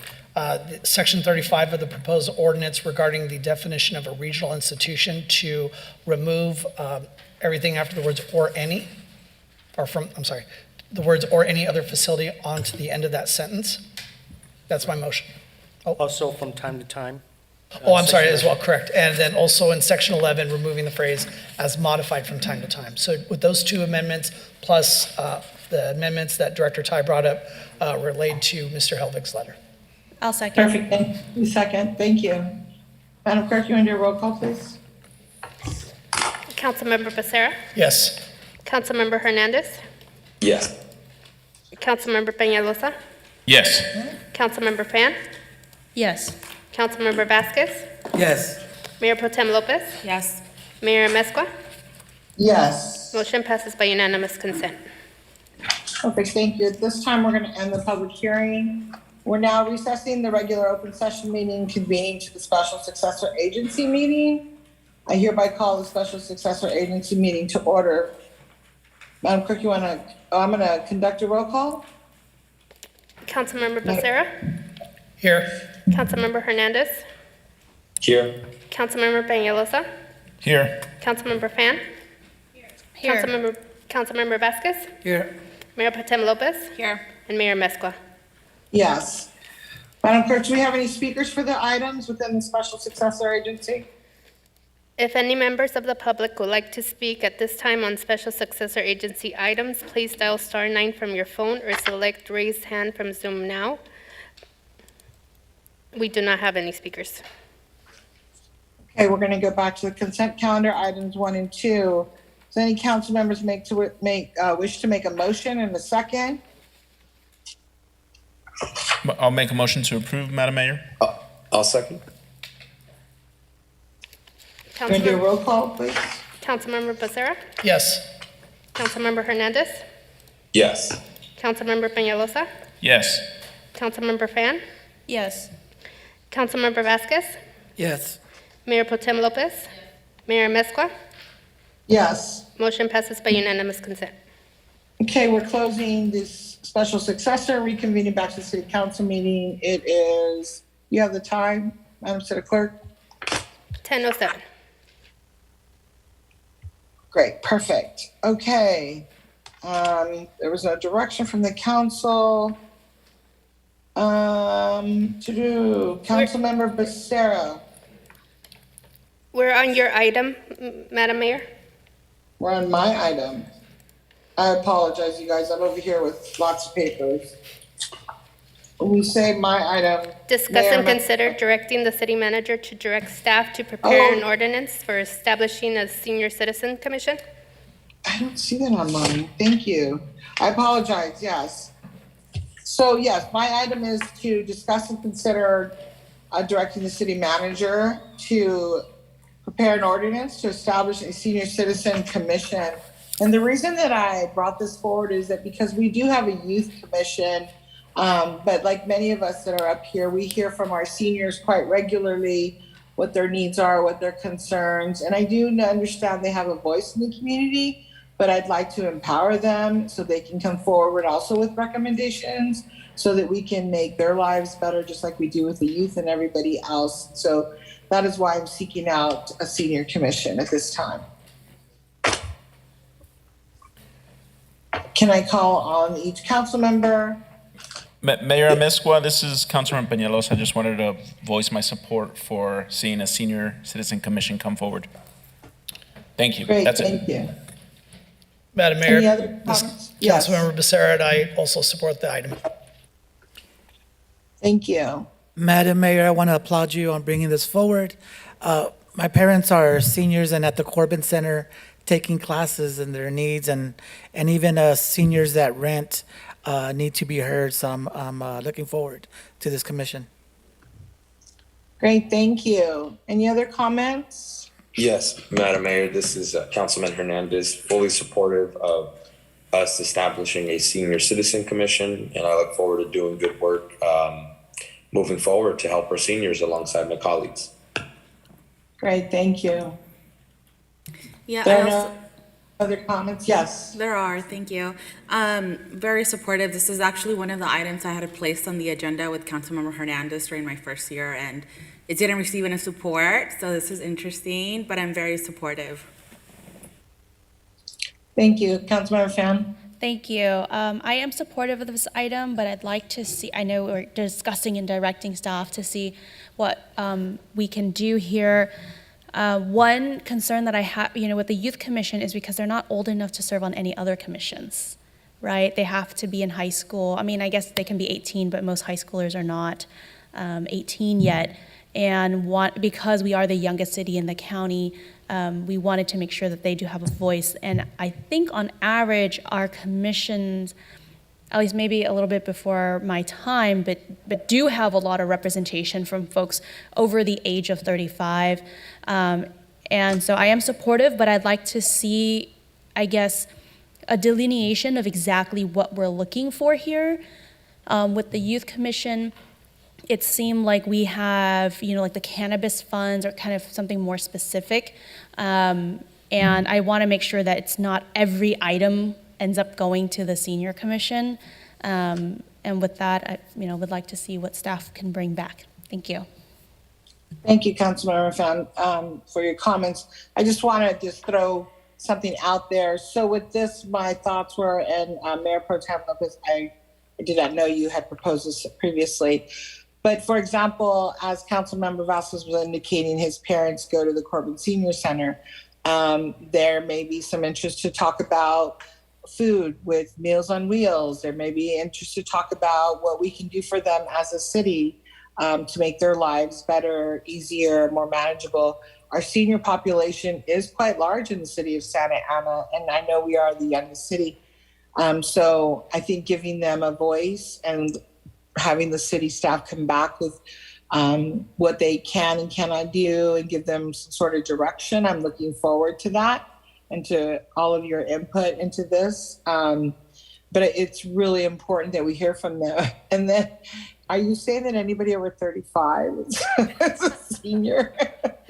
No, I just mean that those 18 or under don't often have the opportunity to put their voice in on a commission. I was say, wow, I can sit on that commission.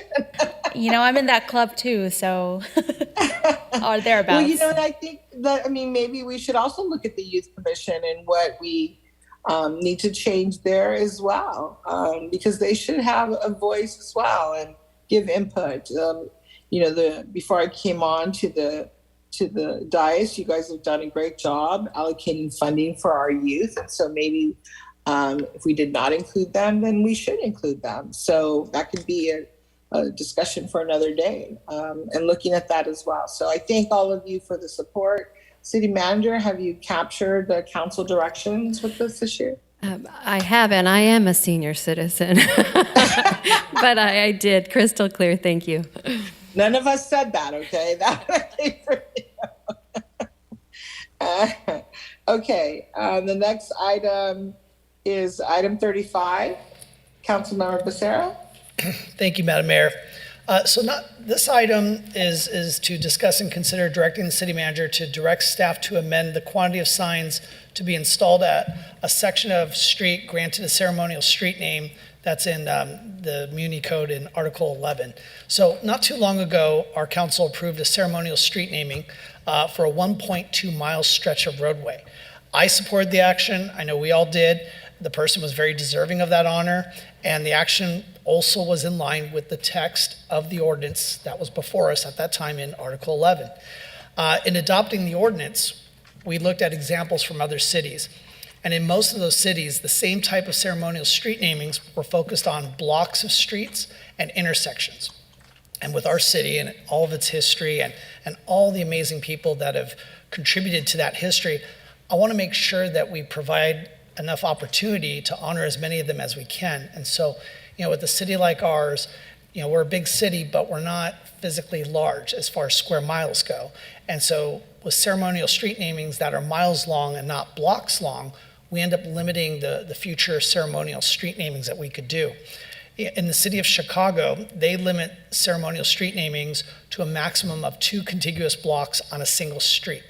And by doing it this way, the city of Chicago has been able to honor almost 2,000 people with ceremonial street namings over the past 40 years. So what I wanted to ask my colleagues tonight was to support having the city manager return to the council with an amendment to that ordinance, specifically Article 11 of the code, to provide that when the council approves a ceremonial street naming, they shall be for a maximum of, maximum of 2 contiguous blocks, that they shall be applied to a single street, and that 2 signs shall be installed on an existing pole at either end of the section of the street designated. And by the way, the action that I'm proposing tonight would not in any way impact any of the existing approved ceremonial street namings. This is kind of just as we go through the process of drafting ordinances and adopting them, we see as they're put into place ways to refine them and improve them.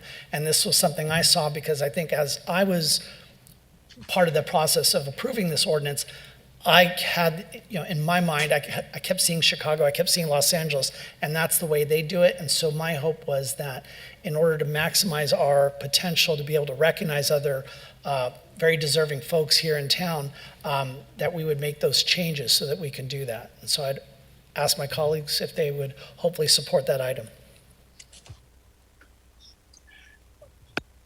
Are there any comments or questions? And I'd like to extend my support for this item. Mayor, this is Councilmember Fan. I'd be supportive of that too, with the caveat that when I get a ceremonial street naming, that we are exempt from this. That's all. Thank you. What? Apparently staff's going to have to take that into account. I want to make sure there's an exception for when I get a street named after me. Just want to put it out there. Thank you. I support Is this. this a new rule? I'm going to support the motion as well. And if we don't have banners on the current ones, like Phil, I would like to have banners on the beginning, at the end of the current street ones that we do have. So I have a comment, Madam Mayor. I'm sorry, hold on one second. Councilman Vasquez, were you done? Yeah. Okay, go ahead, Councilman Hernandez. Yes, so just asking for some clarity. So this was a discussion we had as a council, and what was created through this policy was that staff would bring back a number of street toppers, depending upon whoever was being nominated, whether it be by the community or the council. This was a policy that was taken to the ETAC Commission, where they carefully worked through the different nuances and brought it forth to us. We then brought it to the council in the month of December to approve introducing the ceremonial street toppers for Helen Ship Way off of Willits and Black History Square off of Rate and Willits. So is this request, Councilmember Becerra, for those street toppers, or is this for the initiative moving forward? Absolutely moving forward. Like I said, there's no way that what I'm proposing tonight would be retroactive. This would all just be refining the ordinance that's on the books now, so that in process going forward, that's what we would follow. Okay. I think that this is in good faith, a good, I think your intentions are good, council member, but I do think that the policy as it stands, it gives staff and it gives council the ability to have discretion, and it gives us the ability to transparently have those dialogues at the dais. The reason why I want to keep it open to that and not limit us to the number of two is, take, for instance, the individual that we celebrated with the first ceremonial street topper. As we know, Orange County has a African-American population of less than 10%. Black history started in Santana, Orange County, and it started at the intersections of Willits and Rate, where the first Black History Parade in our county's history started.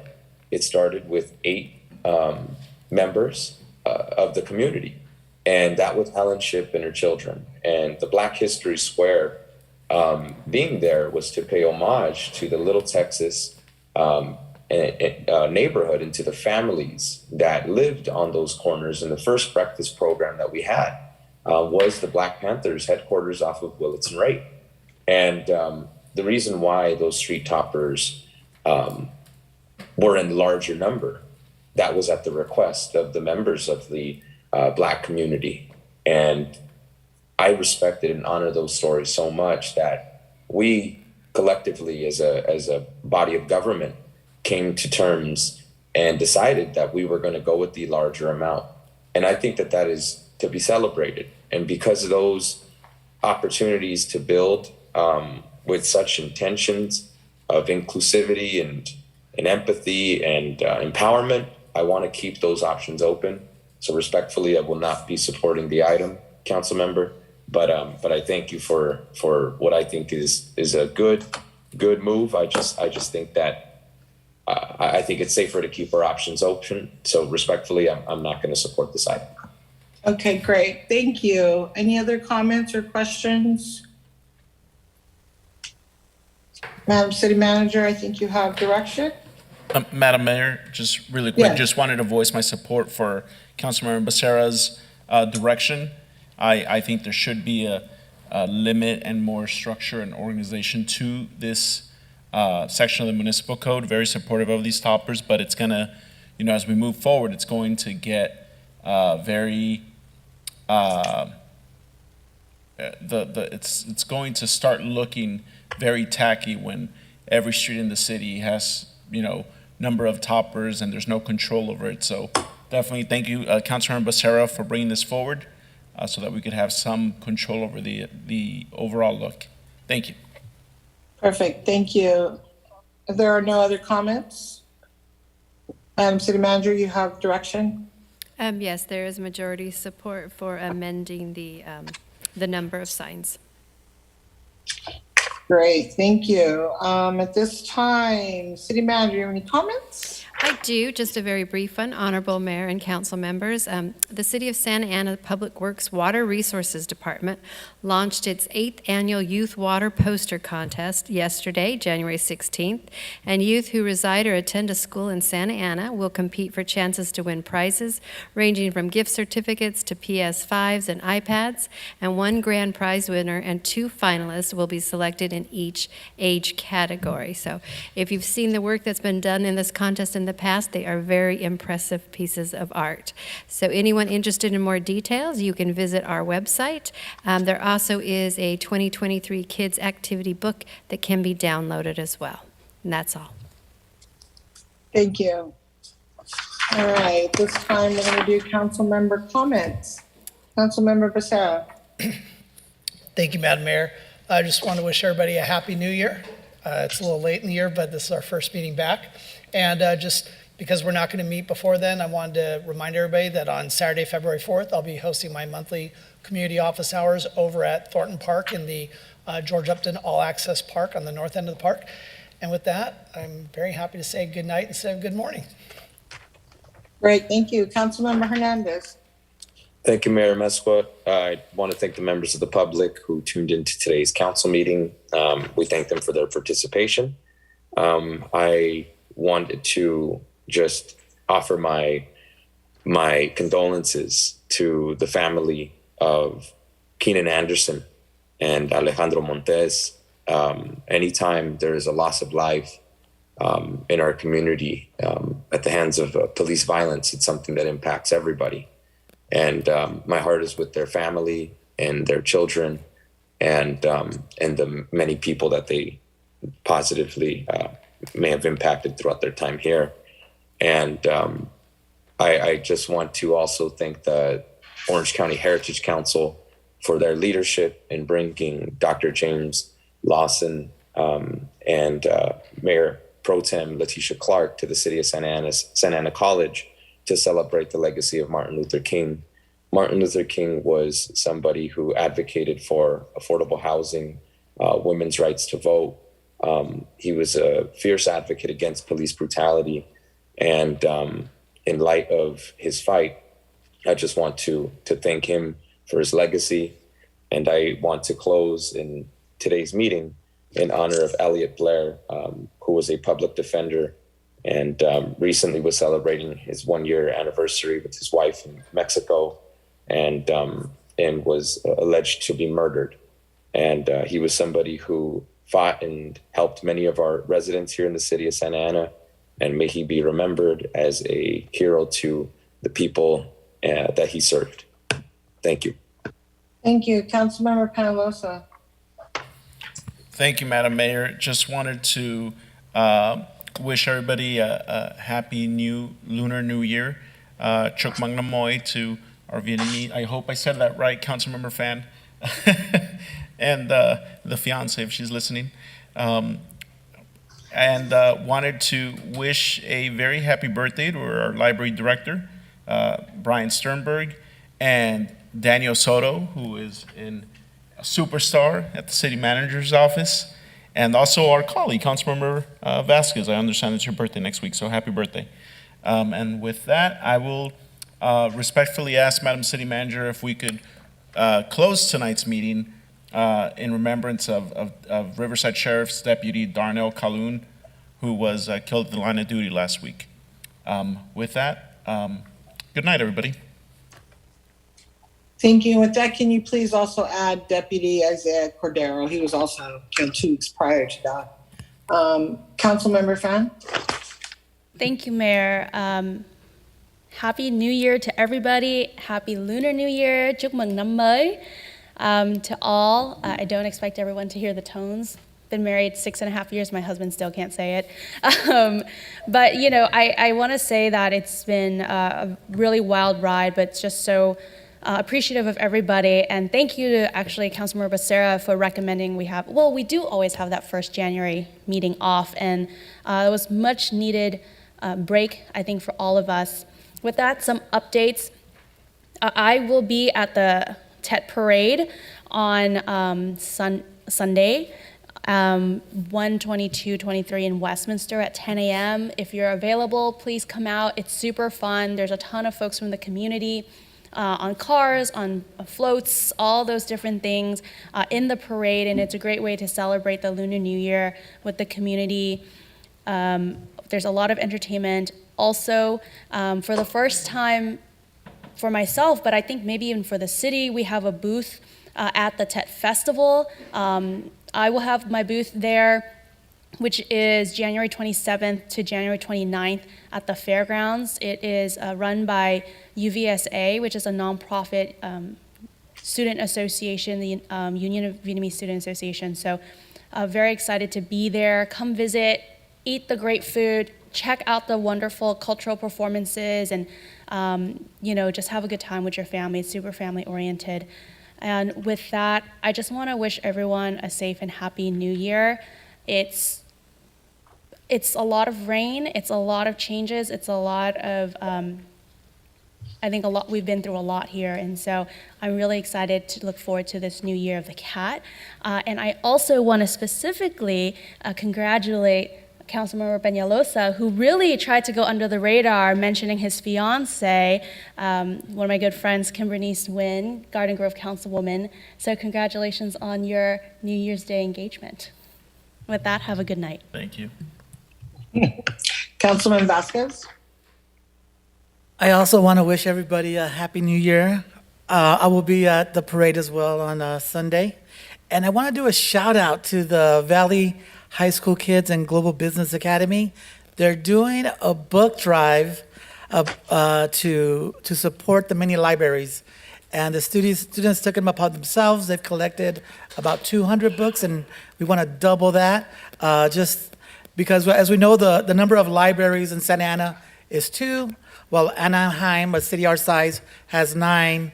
Riverside has 10. Everybody our size has 10 or 9 libraries. So the students are taking them upon themselves to collect as many books. If you find my city email, I'll go pick up books. I'll go do the work, and if not, we'll find a place to have a drop-off. But they've been doing good work, so I want to shout out to them and thank them for their efforts. Have a good night. Thank you. Mayor Pro Tem? Thank you. I just want to say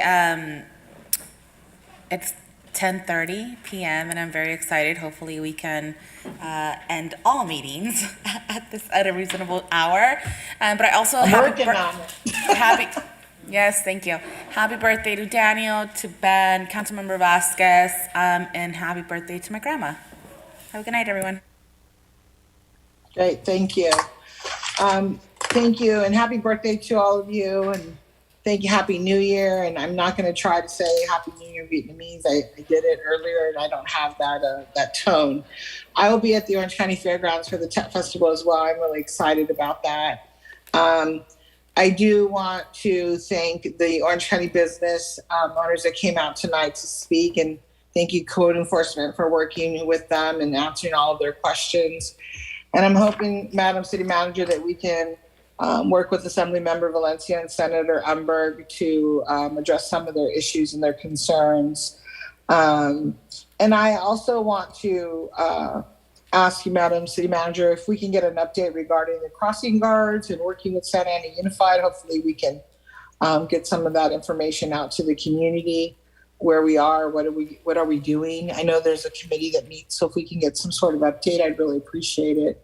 I'm really excited. I'll be starting my community walks in February, and so I'll be going to different communities and asking some staff, hopefully, to join me, police department, and also I'll be meeting with the neighborhood association leadership. So it's exciting. It's been a very quick time for me coming in as the mayor, and I appreciate everybody's support and helping me get adjusted. I'm currently at the United States Conference for Mayors, so thank you for bearing with me as I'm doing this meeting online, and I did not want to miss any meetings. Here it's 1:30 a.m. and there it's 10:30, so it's been a long day for me. And I want to close, earlier, there are comments about the Police Oversight Commission.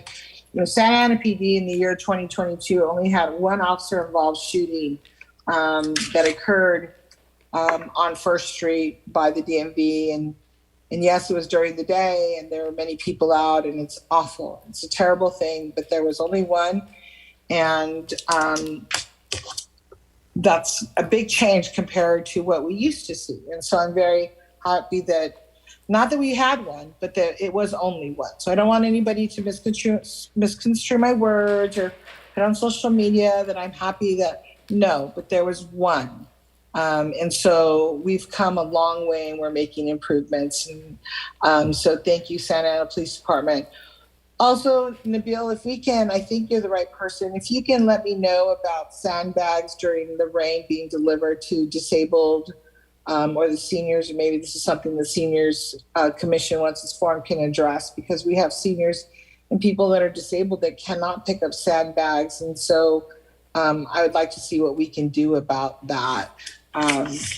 So that we can have it delivered, or somehow they can get them, because there's many people who cannot get to the yard and pick up sandbags when needed.